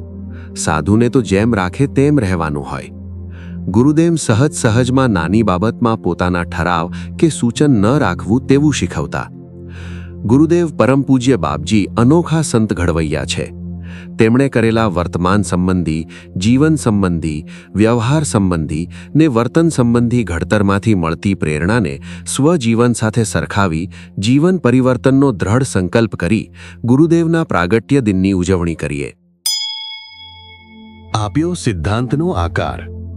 સિદ્ધાંત જે શ્રીજી મહારાજ અને મોટા પુરુષના પ્રાગટ્યનો હેતુ છે, જે સંપ્રદાય અને સંસ્થાનો પ્રાણ છે, જે કાર્ય પ્રવૃત્તિનું કારણ છે, જે એક અધ્યાત્મ સાધનાનો સ્પષ્ટ રાહ ચીંધતું મૂળ તત્વ છે. આ બ્રહ્માંડને વિશે મોટા પુરુષના પ્રાગટ્યનું પ્રયોજન એક જ હોય છે: શ્રીહરિ કથિત સિદ્ધાંતનું સ્થાપન અને ચિરકાલીન તેનું પ્રવર્તન કરવું. શ્રીહરિએ પોતાના સર્વોપરી સિદ્ધાંતોને વચનામૃત ગ્રંથમાં પાને પાને ગૂંથી લીધા છે. અને વળી જે ભગવાન છે તે જેવા તો એ એક જ છે. સર્વે ક્રિયાના પ્રવર્તાવનારા ને સર્વેના સ્વામી આ પ્રત્યક્ષ પોતે એક જ ભગવાન છે. બીજો આ જેવો થાતો નથી. વચનામૃત ગઢડા છેલ્લાનું 39. સત્યરૂપ એવો જે પોતાનો આત્મા તથા સત્યરૂપ એવા જે ભગવાન તેનો જેને આવી રીતે સંગ થયો તેને સત્સંગી કહીએ. એ બે પ્રકારના જ્ઞાનને સાંભળીને એનો પોતાના મનમાં વેગ લગાડી દેવો. વચનામૃત ગઢડા છેલ્લાનું 39. શ્રી હરિએ વચનામૃતમાં ઉપરોક્ત પોતાના મુખ્ય સંકલ્પો જણાવ્યા છે. તેને સાકાર સ્વરૂપ આપવા ગુરુદેવ પરમ પૂજ્ય બાપજીએ SMVSનું સિદ્ધાંત સૂત્ર આપ્યું. અર્થાત આ એક મિશનથી જ SMVS સંસ્થા કાર્યરત છે. સર્વોપરી સ્વામિનારાયણ ભગવાનની ઉપાસના દ્રઢ કરી અનાદિમુક્તની સ્થિતિ પામવી એ જ કારણ સત્સંગ. ગુરુદેવ પરમ પૂજ્ય બાપજીએ આ સિદ્ધાંત સૂત્રને વિશ્વવ્યાપી કરવા એકલપંડે અનેકાનેક કષ્ટો વેઠ્યા છે. એક હરિભક્તને બેસાડી શ્રીજી મહારાજની સર્વોપરી ઉપાસના દ્રઢ કરાવી છે. ચાહે પછી તે 85 વર્ષના ડોસા હોય કે 15-19 વર્ષનો કિશોર કેમ ન હોય. ગુરુદેવ પરમ પૂજ્ય બાપજીએ ત્યાગાશ્રમ સ્વીકાર્યો ત્યારે તેઓની ઉંમર 23 વર્ષની હતી. તેઓએ સત્સંગ કરાવવાની શરૂઆત કરી ત્યારે તેઓ સમક્ષ સૌપ્રથમ શ્રોતા તરીકે 85 વર્ષના વડીલ હરિભક્ત રણછોડભાઈ મણિયાર હતા. ક્યાં ગુરુદેવ બાપજીની 23 વર્ષની ઉંમર અને ક્યાં સામે 85 વર્ષના વડીલ હરિભક્ત, પરંતુ સિદ્ધાંત પ્રવર્તનની અજબની ખુમારી હતી. સુરેન્દ્રનગર જિલ્લાના ટુવા ગામના વતની સવદાસભાઈ સિંધવ જેઓ કાર્ય સત્સંગમાં જોડાયેલા હતા. તેઓ પ્રગટ ભગવાનને પામી એકમાત્ર મોક્ષ પામવાની ઈચ્છાથી કાર્ય સત્સંગના અનેક મંદિરોમાં ફરતા, મોટા વિદ્વાન સંતોનો સમાગમ કરતા, છતાં અંતરમાં ઓછું વર્તતું. એમાં ઈસવીસન 1997માં સુરેન્દ્રનગર SMVS મંદિરે તૃષા છિપાવવા પાણી પીવા આવ્યા હતા. ગુરુદેવ પરમ પૂજ્ય બાપજીના પ્રથમ દર્શન અને પ્રથમ સમાગમે તેમને અજબનું આકર્ષણ થયું. ગુરુદેવ પરમ પૂજ્ય બાપજીએ તેમની મુમુક્ષુતા અને ખરો ખપ પારખી તેમને કહ્યું, સભામાં જે વાતો થઈ તે તો 1 નંબરની હતી, પણ મહારાજના સ્વરૂપની જેમ છે તેમ 2 નંબરની યથાર્થ વાતો સાંભળવી હોય તો રાત્રે આપણે બંને બેસીશું.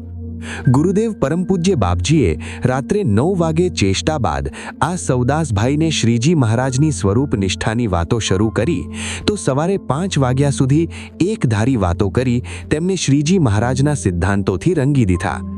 આમ ગુરુદેવ પરમ પૂજ્ય બાપજીએ આવા એક નહીં ઘણા હરિભક્તોને અંગત બેસાડી શ્રીજી મહારાજના સર્વોપરી સિદ્ધાંતોથી ભરી દીધા, જેથી SMVSના હરિભક્તો એક શ્રીજી મહારાજ સિવાય બધેથી નિર્લેપ, નિર્બંધ અને નિસ્પૃહી થઈ શક્યા છે. વાસણા વિસ્તારના પરમ ભક્ત શ્રી હરીશભાઈ દેસાઈને ગુરુદેવ પરમ પૂજ્ય બાપજીએ એવો સર્વોપરી સિદ્ધાંતોનો રસ પાયો હતો કે તેમના પર આવેલી અણધારી આફતમાં પણ તેઓ અડગ અને નિષ્ઠાવાન રહ્યા.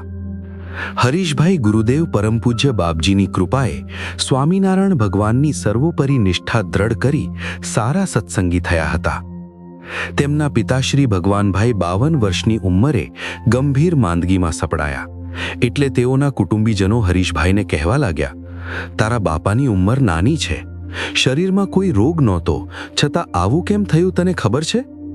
તે બધું આપણું જૂનું મૂકી દીધું ને દોરા ધાગા બંધ કર્યા ને બીજાને માનવાનું બંધ કર્યું એટલે દુઃખ આવ્યું. હરીશ, માની જા, હજુ પાછો વળી જા, નહીતર તારા પિતાને તું ખોઈ બેસીશ. પણ આ હરીશભાઈ તો સહજાનંદી સિંહ હતા. તેમણે કહ્યું, જુઓ, સાંભળી લો, મારા પિતાશ્રીને મહારાજ આજે ધામમાં લઈ જાય, અરે મને અને મારા આખા પરિવારને મહારાજ ધામમાં લઈ જશે તો પણ હું શ્રીજી મહારાજને મૂકીને અન્યનો આશરો નહીં જ લઉં. આ બાજુ ડોક્ટરો છૂટી પડ્યા. તેમના પિતાને ઘરે લાવવામાં આવ્યા. હરીશભાઈએ ગુરુદેવ પરમ પૂજ્ય બાપજીના દર્શને જઈ બધી વાત કરી. ગુરુદેવ પરમ પૂજ્ય બાપજી તેમના પર રાજી થયા અને કહ્યું, મહારાજની નિષ્ઠા દ્રઢ રાખજે, મહારાજ 3 દિવસમાં તારા પિતાને ધામમાં તેડી જશે. અને બન્યું પણ એવું જ. તેમના પિતા ધામમાં જતા આખો પરિવાર તથા સગા સંબંધી રોકકળ કરતા હતા, છતાં હરીશભાઈ તથા તેમના નાના ભાઈ ચિંતનભાઈની આંખમાં સમજણે કરીને એક આંસુ આવ્યું નહીં, બલકે ગુરુદેવ અને ગુરુજીની કૃપાએ પિતાશ્રી મહારાજની મૂર્તિના સુખે સુખિયા થયા તે સમજણથી ધીરજ રાખી શક્યા. આ બાજુ અજ્ઞાની કુટુંબીજનો બોલવા લાગ્યા કે આ ભગવાનભાઈના છોકરા કેવા છે, બાપા ગયાનું દુઃખેય નથી. છતાં બંને ભાઈઓએ કોઈના શબ્દો કાને ન ધરતા ગુરુદેવ પરમ પૂજ્ય બાપજીએ પાયેલા સિદ્ધાંતોમાં અડગ રહ્યા.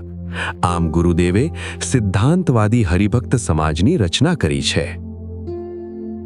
ઉમરેઠના પ્રસાદીના મુક્ત નંદુભાઈના વંશજ ડૉક્ટર નવીનચંદ્ર શેલત, કે જેઓને બાળપણથી જ મોક્ષ પામવાની ઉત્કૃષ્ટ મુમુક્ષુતા ઝળકતી હતી, વારસામાં જ સ્વામિનારાયણીય સત્સંગ મળેલો, તેઓ પ્રભુ પામવાની એકમાત્ર તીવ્ર ઝંખનાથી મોટા મંદિરે રંગમહોલના ઘનશ્યામ મહારાજનું પ્રતિદિન ધ્યાન કરતા, પરંતુ તેમને મહારાજના સુખનો અનુભવ થતો ન હતો.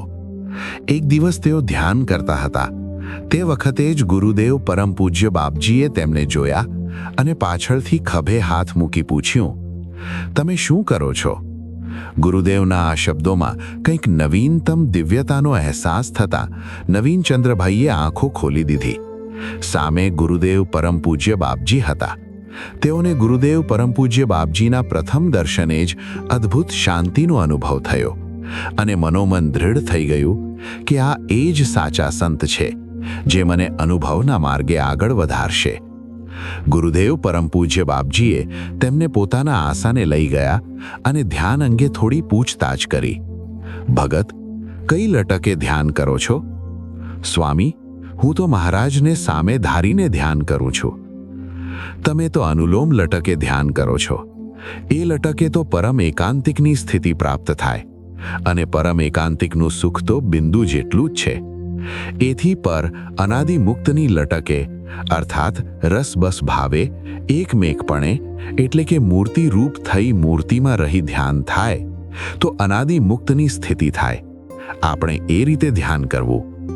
ગુરુદેવ પરમ પૂજ્ય બાપજીએ તેમને અનુલોમ ધ્યાનની લટક છોડાવી પ્રતિલોમ ધ્યાનની લટક શીખવી, સાથે અનહદ કૃપાનો ધબ્બો વરસાવતા આશીર્વાદ આપ્યા કે જાઓ, આજથી મહારાજ તમને પ્રતિલોમપણે મૂર્તિ સુખનો અનુભવ કરાવશે.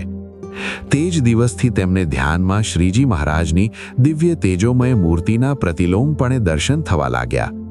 તેઓ પોતે ગુરુદેવ પરમ પૂજ્ય બાપજીના આશીર્વાદે થયેલી અનુભૂતિને વર્ણવતા કહેતા, બાપજીએ જે દિવસથી આશીર્વાદ આપ્યા તે દિવસથી મને મહારાજની દિવ્યાતિદિવ્ય તેજોમય મૂર્તિના દર્શન થવા લાગ્યા, જે સુખમાં અનંત અનાદિ મુક્તો એકમેકપણે ઓતપ્રોતપણે રસબસ ભાવે એક કાળા વિચ્છિન્નને વાણા તાણાની પેઠે મૂર્તિના સુખમાં રમણ કરી રહ્યા છે.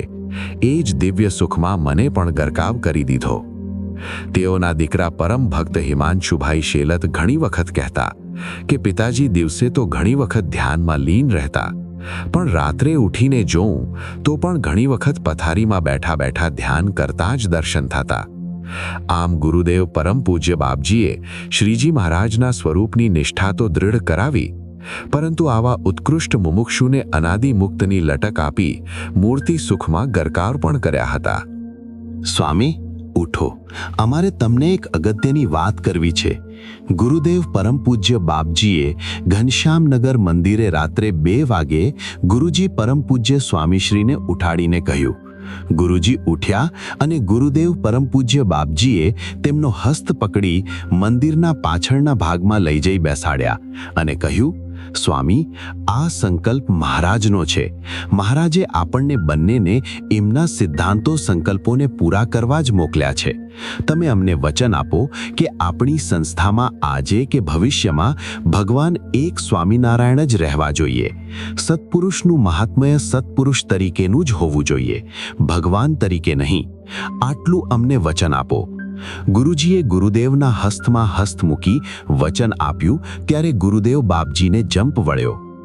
ગુરુદેવ પરમ પૂજ્ય બાપજીએ પોતાના સમગ્ર જીવનકાળ દરમિયાન એક સ્વામિનારાયણ ભગવાનની જ શુદ્ધ ઉપાસના દ્રઢ કરાવી છે. પોતે તો પોતાનો મહિમા ભગવાન તરીકે પ્રસ્થાપિત કર્યો નથી, પણ ભવિષ્યમાં પણ જે તે વખતના સત્પુરુષ ગુરુ રૂપે વિચરતા હોય તેમનો પણ ભગવાન તરીકેનો મહિમા સમાજમાં પ્રસ્થાપિત ન થાય તેની બાંયધરી ગુરુજી પાસેથી લઈ શ્રીજી મહારાજની અજોડ ઉપાસનાના સિદ્ધાંતને નક્કર આકાર આપ્યો છે. આમ ગુરુદેવે મુમુક્ષુને જ્ઞેય, ધ્યેય અને ઉપાસ્ય સ્વરૂપ એવા ભગવાન સ્વામિનારાયણમાં જોડી તેની અધ્યાત્મ સાધના ખૂબ જ ટૂંકી અને સલામત બનાવી છે. ગુરુદેવ પરમ પૂજ્ય બાપજીએ શ્રીજી મહારાજના સર્વોપરી સિદ્ધાંતોને માત્ર આકાર જ આપ્યો નથી, પરંતુ જબરજસ્ત ક્રાંતિ સર્જી છે. ગુરુદેવ પરમ પૂજ્ય બાપજી કહેતા, આ બ્રહ્માંડનું સર્જન થયું ત્યારથી સ્વામિનારાયણ ભગવાનની આવી શુદ્ધ, સર્વોપરી અને અજોડ ઉપાસના આવી નથી. આ સિદ્ધાંતો સંત હરિભક્ત સમાજમાં દ્રઢ થાય તે માટે અવરભાવની જૈફ વયે પણ સુરેન્દ્રનગર, સુરત, વડોદરા આદિ સેન્ટરોમાં 2-3 દિવસની જ્ઞાન શિબિરો કરવા પધારતા. જ્યારે અવરભાવનું લાંબુ વિચરણ બંધ થયું ત્યારે ગુરુદેવ પરમ પૂજ્ય બાપજી અમદાવાદ સ્થિત તમામ SMVS મંદિરોમાં તથા સ્વામિનારાયણ ધામ ગાંધીનગર ખાતે દર અઠવાડિયે વાર મુજબ પધારી પ્રાતઃ સભા દ્વારા સૌને સિદ્ધાંતોથી ભરી દેતા. જ્યારે અવરભાવમાં સંપૂર્ણ વિચરણ બંધ થયું ત્યારે ગુરુદેવ બાપજી ચુનંદા કિશોરો યુવકોને દર ગુરુવારે વાસણા ખાતે જ્ઞાન સભામાં બોલાવી શ્રીજી મહારાજના જ્ઞાન અને સિદ્ધાંતોની દ્રઢતા કરાવતા.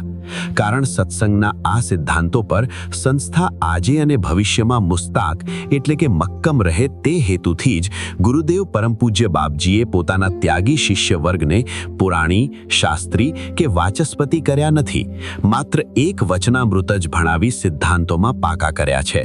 સંસ્થાનું આદ્ય મંદિર ઘનશ્યામનગર, મુખ્ય મંદિર વાસણા તથા અન્ય તમામ મંદિરો શુદ્ધ ઉપાસનાએ યુક્ત કર્યા છે. એટલું જ નહીં, શુદ્ધ શાસ્ત્રો અને શુદ્ધ ઉપદેષ્ટાની રચના કરી છે. ગુરુદેવ પરમ પૂજ્ય બાપજીએ એક વખત ગુરુજી પરમ પૂજ્ય સ્વામીશ્રીને કહ્યું, સ્વામી, શ્રીજી મહારાજના લીલા ચરિત્રોથી ભરપૂર ગ્રંથો તો સંપ્રદાયમાં ઘણા છે, પરંતુ એકમાત્ર મહારાજના સ્વરૂપની નિષ્ઠા તથા અનાદિમુક્તની સ્થિતિની દ્રઢતા થાય તેવો એકેય ગ્રંથ નથી. આપણે એવો એક ગ્રંથ રચવાની ઈચ્છા છે. ગુરુદેવના આ સંકલ્પને અધ્ધર ઝીલી ગુરુજી પરમ પૂજ્ય સ્વામીશ્રીએ સંતોને વાત કરી અને ગુરુદેવના સંકલ્પ મુજબ ગ્રંથ લખવાની શરૂઆત કરાવી. સ્વયં ગુરુદેવ પરમ પૂજ્ય બાપજીએ આ સ્વરૂપ નિષ્ઠા પુસ્તકના લેખન કાર્ય, માર્ગદર્શન કાર્ય માટે કલાકોના કલાકો સમય ફાળવ્યો છે. સ્વરૂપ નિષ્ઠા પુસ્તક દ્વારા આ કારણ સત્સંગના સિદ્ધાંતો યાવત ચંદ્રા દિવાકરો યથાર્થ જળવાયેલા રહેશે. ગુરુદેવ પરમ પૂજ્ય બાપજીએ પોતાની અવરભાવની હયાતીમાં જ એવો શુદ્ધ સર્વોપરી નિષ્ઠાવાળો સમાજ ઊભો કર્યો છે કે જે ગમે તેવા સમયે સંજોગમાં પણ એક શ્રીજી મહારાજને વિશે જ દ્રઢ ટેક અને નિષ્ઠા રાખે. શ્રીજી મહારાજે ગુરુદેવ પરમ પૂજ્ય બાપજી દ્વારા ઉપાસના શુદ્ધિના અજોડ સિદ્ધાંતની સ્થાપના કરવા ધાર્યું હતું તે કાર્ય ગુરુદેવ પરમ પૂજ્ય બાપજીએ યથાર્થ પૂર્ણ કર્યું છે અને અનાદિમુક્તની સ્થિતિના સિદ્ધાંતોનું કાર્ય વર્તમાન કાળે ગુરુજી પરમ પૂજ્ય સ્વામીશ્રી આગળ ધપાવી રહ્યા છે. આપ્યો વ્યવહાર કુશળતાનો આકાર. શ્રેષ્ઠ શિલ્પી મૂર્તિને ઘડી ઘડી આકાર આપી પોલિશ કરી તેને સુંદરતા પણ આપે છે, તેમ અધ્યાત્મ અને વ્યવહારના અજોડ શિલ્પી ગુરુદેવ પરમ પૂજ્ય બાપજીએ પોતાના સંતો હરિભક્તોને માત્ર શ્રીહરિની નિષ્ઠા ઉપાસનાની દ્રઢતા કરવાની, હાથમાં માળા લઈ ભજન ભક્તિ કરવાની જ પ્રેરણા નથી આપી. સંતો ભક્તોના આદર્શ જીવન કરવા રોજિંદા જીવનમાં ઉપયોગી એવા કરકસર, ચીવટ, આપસૂજ, વિવેક મર્યાદા, આર્થિક લેતી દેતીના વ્યવહાર કરવાની રીત વગેરેમાં કેવી વ્યવહાર કુશળતા રાખવી તે પણ શીખવ્યું છે. એટલે જ માત્ર તેઓની નિકટ રહેનારને નહીં, પ્રથમ મુલાકાત કે દર્શનમાં આવનારને પણ ગુરુદેવના પરભાવી વ્યક્તિત્વની સાથે સાથે તેઓનું અવરભાવી વ્યક્તિત્વ પણ એટલું જ પ્રતિભાશાળી અનુભવાતું. અવરભાવના વ્યક્તિત્વના પ્રભાવે જ તેઓને ગુરુદેવના પરભાવી સ્વરૂપની હા પડી જતી. ગુરુદેવના સાનિધ્યમાં સંતો હરિભક્તોને હાલતા ચાલતા, સેવા દરમિયાન, વિચરણમાં, જાહેરમાં કે એકાંતે પડે પડે વ્યવહારિક ઘડતરના પાઠ શીખવા મળતા. એવા અનંત પ્રસંગોમાંથી કેટલાક પ્રસંગનું પાન કરીએ. તારીખ 7/2/11ના રોજ સવારે 6:30 વાગે ગુરુદેવ પરમ પૂજ્ય બાપજી વાસણાથી ઈસનપુર પ્રાતઃ સભાનો લાભ આપવા માટે પધારી રહ્યા હતા. ગુરુદેવ આસનેથી બહાર પધાર્યા ત્યારે પૂજ્ય સંતો ધ્યાન કરતા હતા. દિવ્ય ભાવે સંતોના દર્શન કરવા ગુરુદેવે એ તરફ દષ્ટિ રેલાવી. ગુરુદેવે જોયું કે સંતો નેત્ર બંધ કરી ધ્યાન જ કરી રહ્યા હતા. એટલે જોડેવાળા હરિભક્તને કહ્યું, સંતો ધ્યાન કરવા બેઠા છે, ત્યાં લાઇટની જરૂર લાગતી નથી. જાઓ, જઈને બંધ કરી દો. આટલામાંથી તો મંદિર થઈ જાય. ઠાકોરજીના દ્રવ્યનો દુર્વ્યય ન કરાય. ત્યારબાદ આ હરિભક્ત જ્યારે પણ કોઈ લાઇટ પંખો વધારાનો ચાલુ જુએ તો તરત જ ગુરુદેવનું વચન સ્મૃતિપટ પર આવી જાય કે આટલામાંથી તો મંદિર થઈ જાય. પરિણામે તેમનું પણ કરકસરનું અંગ પડી ગયું, જેના ઘડતર પાછળ ગુરુદેવનો ફાળો વિશેષ હતો. એ જ રીતે એક રૂમમાંથી બીજા રૂમમાં જતા કોઈ લાઇટ પંખા બંધ ન કરે અને તેને એવું થાય કે હું હમણાં પાછો આવું જ છું ને, તો તરત ગુરુદેવ કહેતા, બીજા રૂમમાં જઈએ ત્યારે લાઇટ પંખા અવશ્ય બંધ કરવા, પાછા આવીએ ત્યારે ચાલુ કરવા. એમાં ક્યાં હેન્ડલ મારવું પડે છે. આમ કહી કાયમી સંભારણું આપી દેતા. તારીખ 22/2/2015ના રોજ વહાલા ગુરુદેવ પરમ પૂજ્ય બાપજી ઠાકોરજી જમાડ્યા બાદ પૂજ્ય સંતો સાથે ગોષ્ઠીમાં બિરાજ્યા હતા. સેવક સંતે આવી ગુરુદેવને લીલી દ્રાક્ષના દાણા જમાડવા માટે આપ્યા. ગુરુદેવે 2 દાણાની સેવા અંગીકાર કરી કહ્યું, સ્વામી, આ બધા સંતોને પ્રસાદી આપો. સેવક સંત બધા સંતોને વારાફરતી પ્રસાદી આપવા ગયા, પણ તેમણે સૌપ્રથમ નજીક બેઠેલા નાના સંતોને પ્રસાદી આપી, પછી દૂર બેઠેલા વડીલ સંતોને પ્રસાદી આપવા માંડી. એટલે ગુરુદેવે સંતને નજીક બોલાવી ધીમેથી કહ્યું, સ્વામી, પહેલા મોટેરા સંતોને અપાય, પછી બીજા સંતોને આપવા જવાય. રાજી રહેજો હો, પણ આ વિવેક મર્યાદા છે. વડીલ સંતોની મર્યાદા હંમેશા જાળવવી. એક દિવસ એક નાના સંત સ્ટીલના બાંકડા પર બેસી વાંચન કરતા હતા. કોઈ નવા હરિભક્ત આવી સંતની બાજુમાં જ બાંકડા પર સમકક્ષ બેસી વાત કરવા લાગ્યા. સંત તેમને સત્સંગની વાત કરતા હતા. ગુરુદેવે આ જોયું. સંત જ્યારે સંતાશ્રમમાં આવ્યા ત્યારે ગુરુદેવે તરત અનુસંધાન અપાવ્યું, સ્વામી, આપણે હરિભક્તો સાથે એક આસન પર ન બેસાય. ગૃહસ્થને અડીને તો ક્યારેય ન બેસાય. તેમનાથી છેટા બેસી સત્સંગ કરાવવો. એક આસને ન બેસવું. આમ ગુરુદેવ વ્યવહારિક બાબતમાં ઝીણી ઝીણી સૂઝ આપવાનું ચૂકતા નહીં. તારીખ 19/2/2015નો દિવસ હતો. ગુરુદેવ પરમ પૂજ્ય બાપજી વાસણા મંદિરે બિરાજ્યા હતા. એક સેન્ટરમાંથી પૂજ્ય સંતો કોઈક કારણસર વાસણા આવેલા હતા. પૂજ્ય સંતો સેન્ટરમાં પરત થાય તે પૂર્વે ગુરુદેવના આસને દર્શન કરવા ગયા. ગુરુદેવે સંતોને પોતાની પાસે બેસાડ્યા અને ભલામણના વચનો કહેવા માંડ્યા. સંતો, આ સેન્ટરમાં ખર્ચો બહુ થાય છે. હરિભક્તો અકાઉન્ટ રિપોર્ટ ભરે તે ક્યારેય ચેક કરો છો? ન કરતા હોય તો કરવો જોઈએ. હવેથી અકાઉન્ટ રિપોર્ટ અવારનવાર ચેક કરતા રહેજો. ખોટા ખર્ચા ન થાય, ઠાકોરજીના રૂપિયાનો દુર્વ્યય ન થાય તેનું ધ્યાન રાખજો અને હરિભક્તોને રખાવજો. દરેક જગ્યાની માહિતી આપણને હોવી જોઈએ. કેટલી આવક થઈ, કેટલો ખર્ચ થયો, જેથી ભૂલમાં પણ કોઈનું મન ચડી ન જાય ને ખોટું ન થઈ જાય. ભલે આપણે પૈસો અડવાનો, રાખવાનો કે પોતાનો કરીને રખાવવાનો નથી, પરંતુ ઠાકોરજીનો પૈસો ક્યાંય આડો અવળો ન વપરાઈ જાય તેનું ટ્રસ્ટી બનીને, ઠાકોરજીના સેવક બનીને ધ્યાન તો રાખવું જ જોઈએ.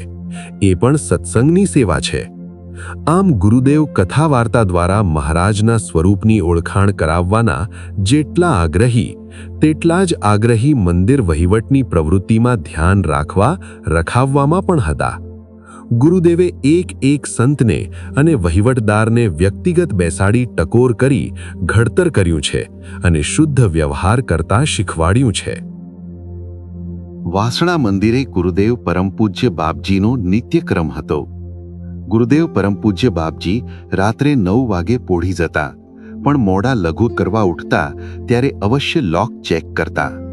એક દિવસ મોડી રાત્રે તેઓ લઘુ કરવા ઉઠ્યા અને લોક ચેક કરવા પધાર્યા ત્યારે જોયું તો સંતો પોઢી ગયેલા અને લોક મારવાનું રહી ગયું હતું. આથી ગુરુદેવ સંતો જ્યાં પોઢેલા તે રૂમમાં પધાર્યા અને ચરણનો અંગૂઠો પૂજ્ય પૂર્ણ સ્વામીના ઉશિકા નીચે ભરાવી ઉશિકું હલાવી સ્વામીને જગાડ્યા ને પૂછ્યું, સ્વામી, છેલ્લે તમે હતા? પૂજ્ય પૂર્ણ સ્વામીએ કહ્યું, ના બાપજી. એટલે ગુરુદેવે કહ્યું, ભલે પોઢી જાઓ. ત્યાંથી ગુરુદેવ સીધા પૂજ્ય મહિમા સ્વામીની પથારી આગળ પહોંચ્યા. એમને પણ એ જ આગવી અદાથી જગાડીને પૂછ્યું, સ્વામી, તમે છેલ્લા હતા? તેઓએ પણ કહ્યું, ના બાપજી. એટલે ગુરુદેવ પહોંચ્યા પૂજ્ય વૈરાગ્ય સ્વામી પાસે. સ્વામીને જગાડી પૂછ્યું, સ્વામી, તમે છેલ્લે? પૂજ્ય વૈરાગ્ય સ્વામીએ બે હાથ જોડી કહ્યું, હા બાપજી, હું છેલ્લે હતો. રાજી રહેજો, લોક મારવાનું ભૂલી ગયો છું. આ સાંભળી ગુરુદેવ જરા હસ્યા અને રાત્રે જ 1.5 કલાક તેમને લાભ આપ્યો. લોક મારવાનું મહત્વ સમજાવ્યું. લોક ન મારીએ તો કેવા નુકસાન થાય તે સમજાવ્યું. જેમ શિલ્પી મૂર્તિ ઘડતા એક નાનો સરખો ભાગ પણ પોલિશ કરવાનો, આકાર આપવાનો બાકી ન રાખે, તેમ ગુરુદેવ તાળું મારવા જેવી નાની અમથી વ્યવહારિક બાબત શીખવવામાં પણ રસ લઈ ઊંડા ઉતર્યા છે અને તેના અંગ પડાવ્યા છે. એક સેન્ટરમાં 2 હરિભક્તોએ ભાગીદારીમાં નવો ધંધો શરૂ કર્યો. વહાલા ગુરુદેવ તે સેન્ટરમાં પધાર્યા ત્યારે બંને હરિભક્તોએ ગુરુદેવને પેઢીએ પધરામણી કરવા માટે પ્રાર્થના કરી. તેમની પ્રાર્થનાનો સ્વીકાર કરી ગુરુદેવ તેમની પેઢીએ પધાર્યા. હરિકૃષ્ણ મહારાજને ઓફિસમાં ટેબલ પર બિરાજમાન કર્યા. આરતી કરી.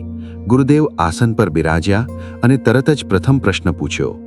આપણા શ્રીજી મહારાજે શિક્ષાપત્રીમાં આજ્ઞા કરી છે કે હંમેશા પિતા, પુત્ર, મિત્ર સાથે પણ સાક્ષીએ સહિત લખાણ કર્યા વિના વ્યવહાર કરવો નહીં. તો તમે બંને મહારાજની આજ્ઞા પ્રમાણે ભાગીદારીનું લખાણ ક્યાંય કર્યું છે? બંને હરિભક્તોએ કહ્યું, ના બાપજી, હવે કરી લઈશું. ગુરુદેવે દ્રઢતાથી કહ્યું, ના, પછી નહીં, અત્યારે જ. પહેલાં લખાણ કરો, પછી ધંધાના કામ આગળ કરજો. વ્યવહારમાં પાછળથી પૈસાની લેવડ દેવડના પ્રશ્નો ન સર્જાય તે હેતુથી ગુરુદેવે આવા તો અનેક હરિભક્તોને સાક્ષીએ સહિત લખાણ કરીને જ વ્યવહાર કરવાની ટેવ પડાવી છે. આમ ગુરુદેવની વ્યવહાર કુશળતાથી અનેકને વ્યવહાર કુશળતાની પ્રેરણા મળી છે. આપણે પણ આપણા જીવનમાં ક્યાંક મૌખિક વ્યવહાર થતા હોય તો લેખિતમાં કરવાની ટેવ પાડીએ. શિલ્પીએ આપ્યા આદર્શ શિલ્પી. સર્વે કળાઓમાં શ્રેષ્ઠ એવી જીવન ઘડતરની કળા ગુરુદેવ પરમ પૂજ્ય બાપજીને પ્રથમથી જ હસ્તગત હતી. જીવન પર્યંત તેમણે મુમુક્ષુ સંત હરિભક્તના જીવન વિકાસની સેવા ખૂબ ધીરજ અને ખંતથી કરી છે. તેમાં ન તો તેઓ થાક્યા, ન તો થંભ્યા, ન તો કંટાળ્યા, ન તો આળસ્યા. કેવળ ધીરતાધારી આકારવિહીન શિલા જેવા અનેક અણઘડ મુમુક્ષુઓના જીવનમાં આજ્ઞા, ઉપાસના, આત્મનિષ્ઠા, નિયમ ધર્મ, વિવેક મર્યાદા અને સંસ્કાર જેવા ઉચ્ચ આદર્શોનો સુંદર આકાર આપ્યો છે, જેની ઝાંખી આપણે અગાઉના લેખ દ્વારા કરી. ગુરુદેવ પરમ પૂજ્ય બાપજીની આ જીવન ઘડતરની યાત્રામાં યુગોના યુગો સુધી અનંતાનંત મુમુક્ષુઓના ચૈતન્યનું શુદ્ધિકરણ થયા કરે અને અનાદિ મુક્તની સ્થિતિ પામી પરમાત્મા ભગવાન સ્વામિનારાયણના સ્વરૂપમાં જોડાયા કરે. તેથી પ્રથમથી જ પોતાની પાછળ આદર્શ શિલ્પી સમાન પોતાના અનુગામી સત્પુરુષ વહાલા ગુરુજીના હસ્તમાં SMVS સમાજના જીવન ઘડતરની સેવાનું સુકાન સોંપી આ યાત્રાને આગળ ધપાવવાનું વિરલ કાર્ય અવિરત ચાલુ રાખ્યું છે. વર્તમાન કાળે વહાલા ગુરુદેવ નિર્મિત આ દિવ્ય શિલ્પ કળાને દિવ્ય શિલ્પી વહાલા ગુરુજી ખૂબ કુનેહથી આગળ ધપાવી રહ્યા છે. ગુરુદેવના જેવી જ સૂક્ષ્મ દ્રષ્ટિ અને અજોડ ભક્ત વત્સલતા તેઓમાં વિલસી રહી છે. વહાલા ગુરુદેવમાં જે શિલ્પકળાના દર્શન થતા તેવી જ શિલ્પકળાના દર્શન વહાલા ગુરુજીમાં પણ આબેહૂબ થઈ રહ્યા છે, જેની પ્રતીતિ સમગ્ર SMVS સમાજને થઈ રહી છે. ચાહે પછી તે સાધુતાની બાબત હોય કે ચારિત્ર્યની, વ્યવહાર કુશળતાની બાબત હોય કે આધ્યાત્મિકતાની, ભક્તપણાને આકાર આપવાની બાબત હોય કે સિદ્ધાંતને ઓપ આપવાની, દરેક બાબતમાં ગુરુદેવ અને ગુરુજીની ઘડતર કરવાની કળામાં સહજ સામ્યતાના દર્શન થાય. વહાલા ગુરુજીની ઘડતર કરવાની રીત અને શૈલી અસાધારણ છે. આવો કેટલાક પ્રસંગો દ્વારા જોઈએ કે આ દિવ્ય શિલ્પીએ કેવી રીતે ઘડ્યા છે ને કેવા ઘડી રહ્યા છે. વ્યવહાર કુશળતાની શિલ્પકળાના દર્શન. શિલ્પી જેમ પથ્થરમાંથી મૂર્તિ બનાવવા જુદા જુદા પ્રકારના ટાંકણા અને હથોડીનો ઉપયોગ કરે છે, તેમ વહાલા ગુરુજી પણ દરેકનું ઘડતર એક જ પ્રકારની પદ્ધતિથી કરતા ન જણાય. દરેકની પાત્રતા પ્રમાણે જુદા જુદા માધ્યમ અપનાવી તેમને સર્વાંગપૂર્ણ કરવાના પ્રયત્નો કરતા હોય છે. કોઈને ઉપદેશથી, કોઈને ટકોરથી, કોઈને નારાજગીના ભાવ દર્શાવીને, તો કોઈને રાજીપો દેખાડીને, કોઈને પ્રશ્નોત્તરીથી, તો કોઈને વાસ્તવિકતાની સભાનતા કરાવીને. તારીખ 21 ડિસેમ્બર 2012થી 28 ડિસેમ્બર 2012 સુધી સ્વામિનારાયણ ધામ ગાંધીનગર ખાતે SMVS સંસ્થાનો રજત જયંતી મહોત્સવ ઉજવાઈ ગયો. એ પૂર્વે તારીખ 17 ડિસેમ્બર 2012ના રોજ વહાલા ગુરુજી મુખ્ય કોઠારની વિઝિટમાં પધાર્યા હતા. વહાલા ગુરુજીએ કોઠારની સેવા સંભાળતા મુખ્ય કોઠારીને કહ્યું, કોઠારની સેવા ખૂબ ચીવટથી સંભાળવી, સ્ટોકની ગણતરી રાખવી, કઈ વસ્તુ આવે છે, કેટલો વપરાશ થાય છે, તે બધાનું લખાણ રાખવું. કોઠારનું રિપોર્ટિંગ બરાબર થાય છે ને? લાવો, અમને ચેક કરવા આપો. કોઠારી મુક્તે કોઠારનું સ્ટોક પત્રક તથા રિપોર્ટ ગુરુજીને દૃષ્ટિ કરવા માટે આપ્યા. વહાલા ગુરુજીની સૂક્ષ્મ દૃષ્ટિમાં અલ્પ ભૂલ પણ પકડાયા વગરની રહે જ નહીં. ચોપડો હસ્તમાં લેતાની સાથે જ ગુરુજીએ કહ્યું, ભગત, આ 5 કિલોના સિંગદાણાનું શું? કોઠારી મુક્ત નજીક આવી પત્રક હાથમાં લઈ જોયું અને ભૂલ કબૂલ કરતા બોલ્યા, સેવકની ભૂલ રહી ગઈ છે, રાજી રહેજો, હવે ધ્યાન રાખીશું. વહાલા ગુરુજીએ એ જ વખતે દૃષ્ટિ આપતા ભલામણ કરી કે કોઠારની સેવા કરનાર સર્વે સભ્યોએ સેવામાં ખૂબ ચીવટ અને ચોકસાઈ રાખવી. આ સેવામાં સહેજ પણ ગડબડ ગોટાળો કે પ્લસ માઇનસ ન ચાલે. તમારે એવું ચલવી ન લેવું. ચોકસાઈપૂર્વકનું કામ કરીએ તો મહારાજ અને ગુરુદેવ રાજી થાય. આમ વહાલા ગુરુજી અરસપરસના વ્યવહારમાં તથા વહીવટી ક્ષેત્રે સેવા કાર્યમાં કેવી વ્યવહાર કુશળતા કેળવવી તેની પળે પળે નિકટના સંત હરિભક્ત સમાજને દૃષ્ટિ આપ્યા વિના રહી શકે જ નહીં. તારીખ 4/12/2025ના રોજ વાસણા મંદિર ખાતે પૂનમનો સમયો હતો. આ દિવસે વહાલા ગુરુજીની સભા બાદ એક નાના સંત એનાઉન્સિંગ કરવા પોડિયમ પર આગળ આવ્યા. તેઓની સંત દીક્ષા બાદ પ્રથમ વખત તેઓ પૂનમના સમયમાં સ્પીચ આપવા ઊભા થયેલા, તેથી જરા ગભરાટ હતી, જેના પરિણામે મૂર્તિ સુખે સુખિયા થયેલા હરિભક્તોના નામ બોલવામાં 2-3 નામમાં ભૂલ થઈ. આથી તેમની પરિસ્થિતિ પારખી ગુરુજીએ આસન પર બેઠા થકા નામમાં સુધારો કરાવ્યો. વહાલા ગુરુજીએ ચાલુ એનાઉન્સિંગે સુધારો કરાવ્યો, તેથી તે સંત વધારે ગભરાયા.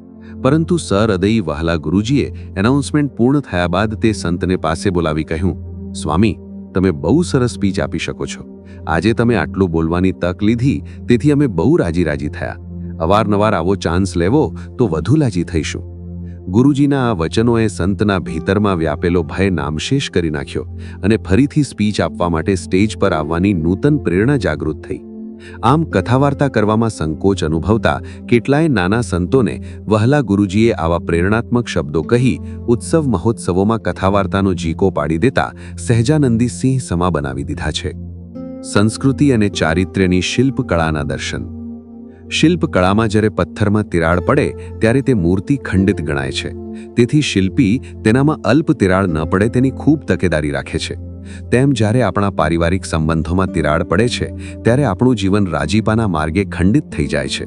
તેથી દિવ્ય શિલ્પી વહાલા ગુરુજીએ આવા અનેક તૂટેલા પરિવારોને એટલે કે શિલ્પોને એક તાંતણે જોડી રાજીપાના માર્ગે આગળ વધારવામાં ખૂબ ઊંડો રસ લીધો છે. જ્ઞાન સત્ર 18-19માં ગુરુજીએ આરંભેલ હેપી ફેમિલી પ્રોજેક્ટ તેનું જ જ્વલંત ઉદાહરણ છે. ગુરુજીએ જ્ઞાન સત્રમાં આ પ્રોજેક્ટ જાહેર કર્યો, પરંતુ ગુરુજી જાણતા હતા કે જે પરિવારોમાં તિરાડ છે તેમને ભેગા કરવા તે એક દિવસની કથાનું કામ નથી. વારંવાર તેની પર ટકોરા મારવા પડશે. તેથી તેઓએ સંકલ્પ સભા તથા પૂનમ સભામાં વારંવાર પારિવારિક સંબંધોમાં સુવર્ણ રાખવાનો આગ્રહ જણાવીએ રાખ્યો. વળી જે પરિવારમાં સંપનું સર્જન થયું હોય તેવા પરિવારોના ગુણાનુવાદ તેમજ રાજીપા દર્શન લઈ સમાજને હેપી ફેમિલી કરવાની પ્રેરણા આપતા રહ્યા. પરિણામે અનેક વિખરાયેલા પરિવારો એકત્ર થયા છે. સુરતના અશ્વિનભાઈ અને તેમના સાળા વચ્ચે વર્ષોથી મન દુઃખનો પહાડ ચણાયેલો હતો. તેઓમાં એકબીજાને જોતા જ વેરના અગ્નિ પ્રગટતા. સંબંધોમાં તિરાડ નહીં પણ ખાઈ હતી. પરંતુ અશ્વિનભાઈએ જ્ઞાન સત્રમાં, સંકલ્પ સભામાં વારંવાર ગુરુજીના મુખે હેપી ફેમિલીનો સંકલ્પ સાંભળ્યો. તમે સામેથી નમી જાઓ અને માફી માગી લો, જો અમને રાજી કરવા હોય તો. માફી માગે એ જ મોટો. સામે ચાલી નમી જવાથી દેહાભિમાન ઘસાય. આ ઉપદેશ વચનોએ અશ્વિનભાઈના અહંકાર પર જોરદાર ટકોરા માર્યા. તેઓ તેમના શાળાના ઘરે ગયા અને સામે ચાલી તેમના ચરણમાં નમી પડ્યા અને માફી માંગતા કહ્યું, આજ સુધી જે કંઈ થયું તે ભૂલી જાઓ. ભૂલ મારી હતી. મારા ગુરુજીએ મને આ સંપ માટેની દિશા આપી છે. તેમના શાળા તેમનું નિર્માનીપણું, નમ્રતા અને જતું કરવાની ભાવના જોઈ ગદગદિત થઈ ગયા અને બંને અરસપરસ ભેટી પડ્યા. સામાન્ય રીતે વ્યક્તિ માટે સામેથી નમવું સૌથી અઘરું હોય છે, પણ ગુરુજીના આ જહેમતભર્યા પ્રોજેક્ટથી અશ્વિનભાઈના પરિવારમાં વર્ષોનું વેર પળવારમાં ઓગળી ગયું. સાચા શિલ્પી એ છે જે વ્યક્તિને અંદરથી નરમ બનાવે છે, જેથી તે પ્રેમની મૂર્તિ બની શકે. ગુરુજીએ માત્ર અશ્વિનભાઈનું જ નહીં, SMVSના અનેક પરિવારોનું એવું ઘડતર કર્યું છે, જેથી પરિવારના સભ્યો અંદરથી નરમ બન્યા અને અરસપરસ પ્રેમના તાંતણે જોડાયા. રાજકોટના એક હરિભક્તે ગુરુજી આગળ પોંક મૂકી. ગુરુજી, હું હમણાં બહુ દુઃખી છું. મારી નિષ્ઠા પાકી છે. આદર્શ યુવા પ્રોજેક્ટ એટલે AYPનો સભ્ય છું. બજારું ખાણીપીણી લેતો નથી. છેલ્લા 15 વર્ષથી બધું અવળું પડે છે. કંઈ કારણ સમજાતું નથી. મારી જે ભૂલ થતી હોય તે નિધડકપણે મને જણાવો. ગુરુજીએ કહ્યું, તમારા મોટા ભાઈ પણ 2-4 મહિના પહેલા આ જ ફરિયાદ લઈને અમારી પાસે આવ્યા હતા. એ બહુ દુઃખી છે. મને કહેશો કે તમારા માતા પિતા ક્યાં છે? તે હરિભક્ત બોલ્યા, પિતાજી ધામમાં અને માતૃશ્રી ઘરડા ઘરમાં. ગુરુજીએ કહ્યું, આ એનું જ પરિણામ છે. કાલે તમે પણ વૃદ્ધ થવાના છો એ વાત ભૂલશો નહીં. મા બાપની સેવા એ ભગવાનની સેવા બરાબર છે. મા બાપની આંતરડી દુભવીને કોઈ દીકરો સુખી થતો નથી. માટે તમારી માતાને ઘેર લઈ આવો ને અમારા ભાવથી તેમની સેવા કરો.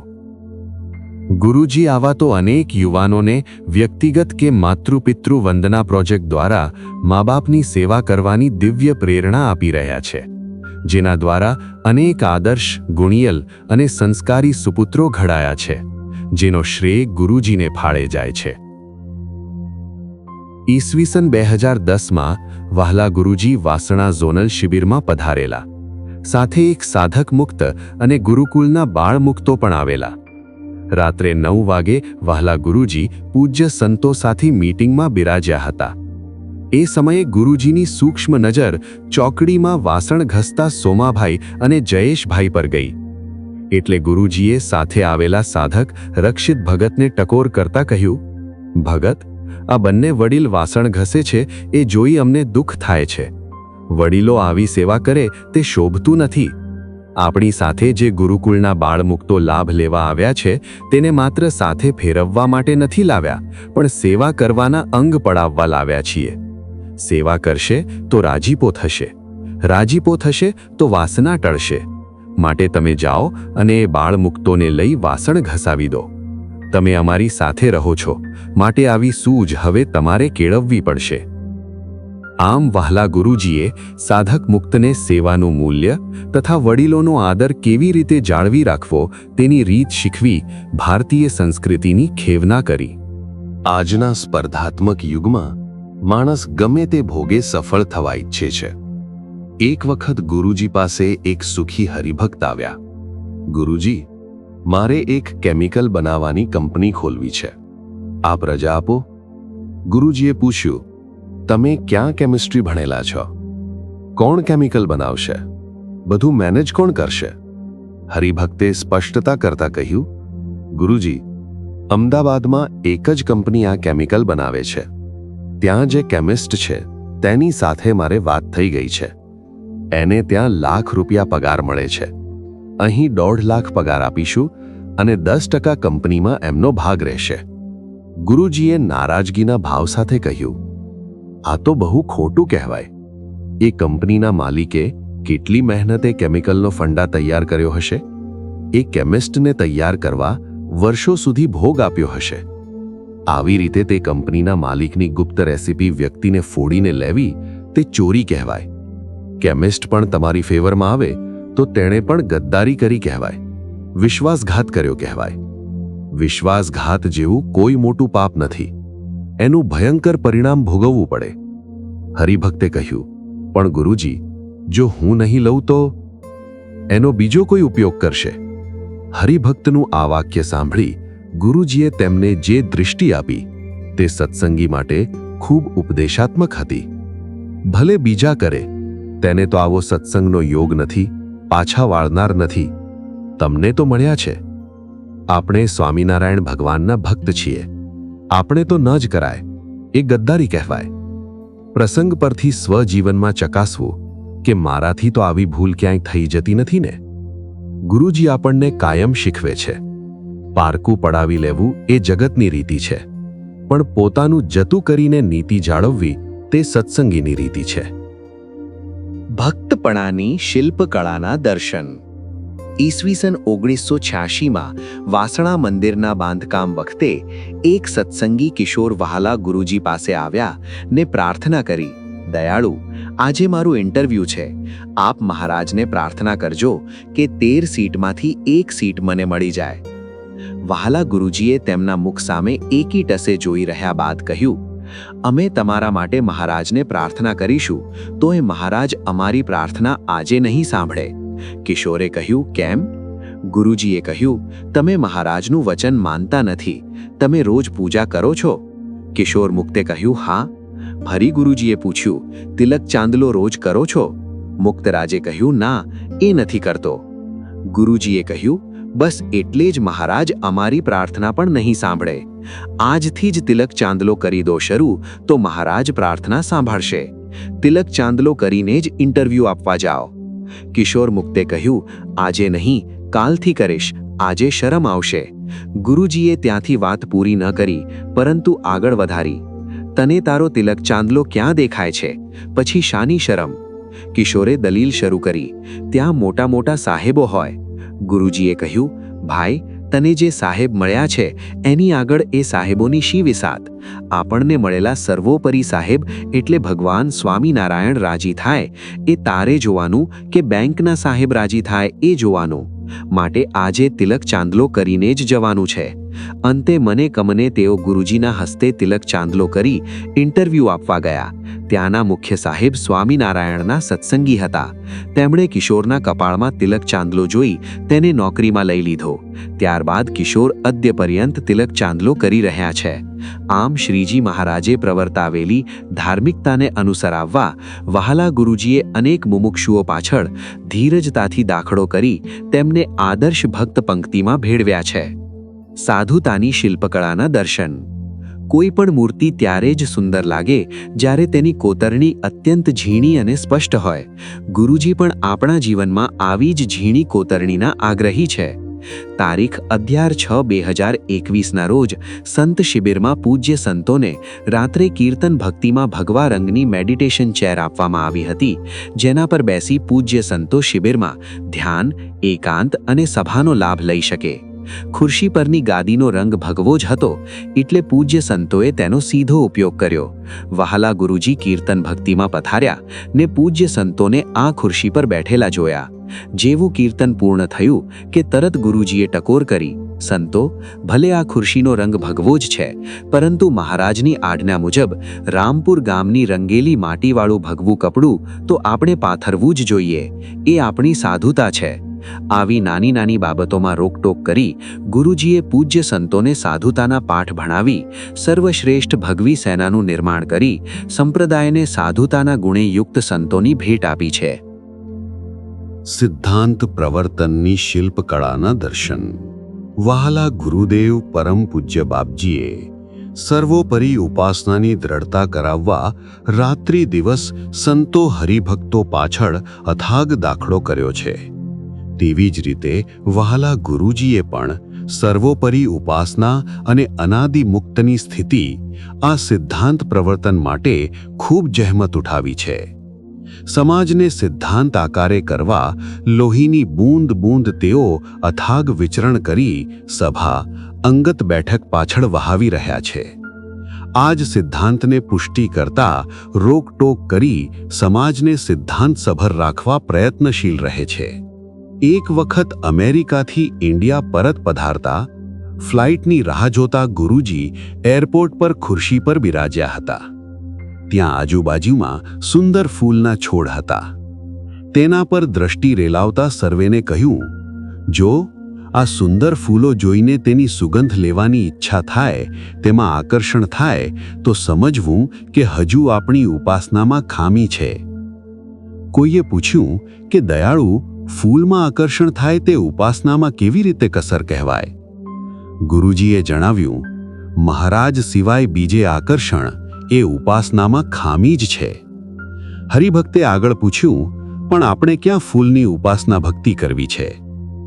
ગુરુજીએ ખુલાસો કરતા કહ્યું, સાવ સાચી વાત, પણ સાંભળો, જો શ્રીજી મહારાજને અન્વય વ્યતિરેકપણે યથાર્થ જાણ્યા હોય તો અન્વયના સંબંધવાળામાં ક્યાંય આકર્ષણ રહે, મહત્તા રહે?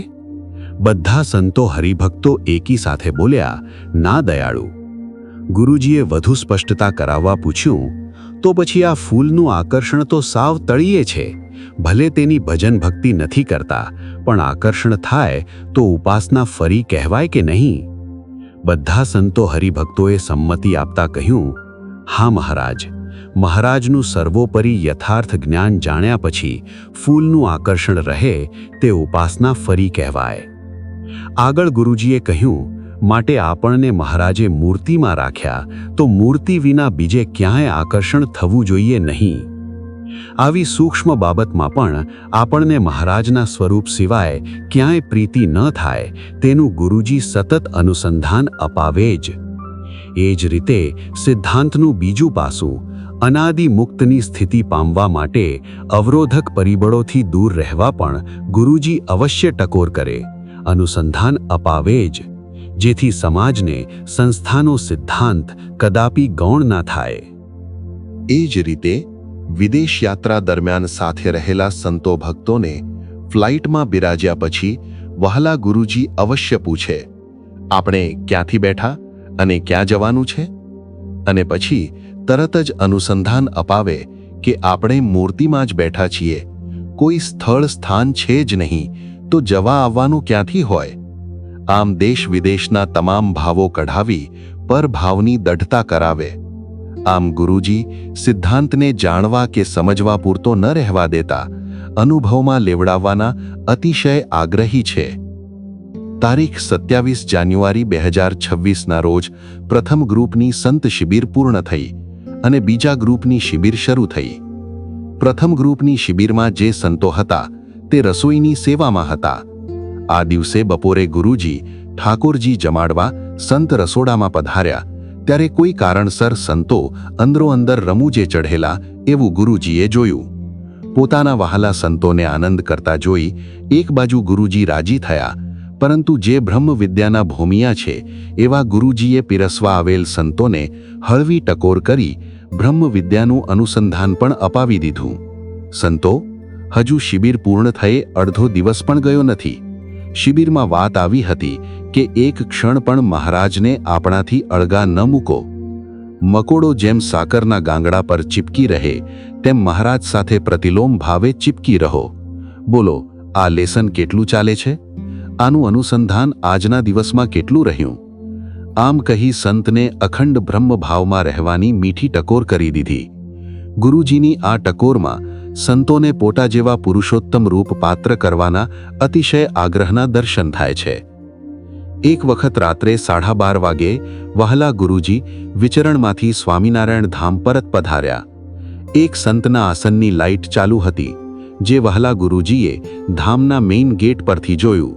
વહાલા ગુરુજી મહારાજના દર્શન કરી સીધા આ સંતના આસને પધાર્યા. સંતે ગુરુજીને જોતા જ ચરણ સ્પર્શ કરી જય સ્વામિનારાયણ કર્યા, બે હાથ જોડ્યા. ગુરુજીએ પૂછ્યું, સ્વામી, હજુ કેમ જાગો છો? સંતે કહ્યું, દયાળુ, એક સેવા છે, અત્યારે જ કરવી જરૂરી છે. ગુરુજીએ પોતાના અંતરનો અભિપ્રાય જણાવતા કહ્યું, સ્વામી, બહુ મોડે સુધી જાગવું નહીં, જેથી સવારના મંગળા, ધ્યાન, માળામાં હાજરી પણ આપી શકાય અને સાધનો હેતુસભર થાય. સ્વવિકાસના ભોગે સંસ્થા વિકાસ પણ ન કરવો. જો સવારનું ધ્યાન ગયું તો ગયું, પછી આખો દિવસ યાદ નહીં આવે, અને કદાચ ધ્યાન થશે તોય ઊંઘ અધૂરી રહી હોવાના કારણે મહારાજમાં નહીં જોડાવાય. માટે ગમે તેટલી સેવા હોય તોય સેટિંગ કરીને પણ મોડામાં મોડું 11:30 થી 12 વાગ્યા સુધીમાં પહોંચી જવું. પર વિકાસ કરવામાં સ્વવિકાસ રૂંધાય તેવું ન કરવું. રાજી રહેજો. ઉપરોક્ત પ્રસંગોનું આચમન આપણને અહોભાવમાં ગરકાવ કરી જાય છે કે અહો, આવા જાગૃત ગુરુ આપણને સહજમાં મળી ગયા છે. હવે આપણે પથ્થર જેવા અક્કડ ન રહેતા માટી જેવા મુલાયમ બનીએ અને દિવ્ય શિલ્પી ગુરુજીના હસ્તમાં આપણું જીવન સોંપી દઈએ, જેથી તેઓ આપણને એક ભવ્ય અને દિવ્ય શિલ્પ બનાવી શકે.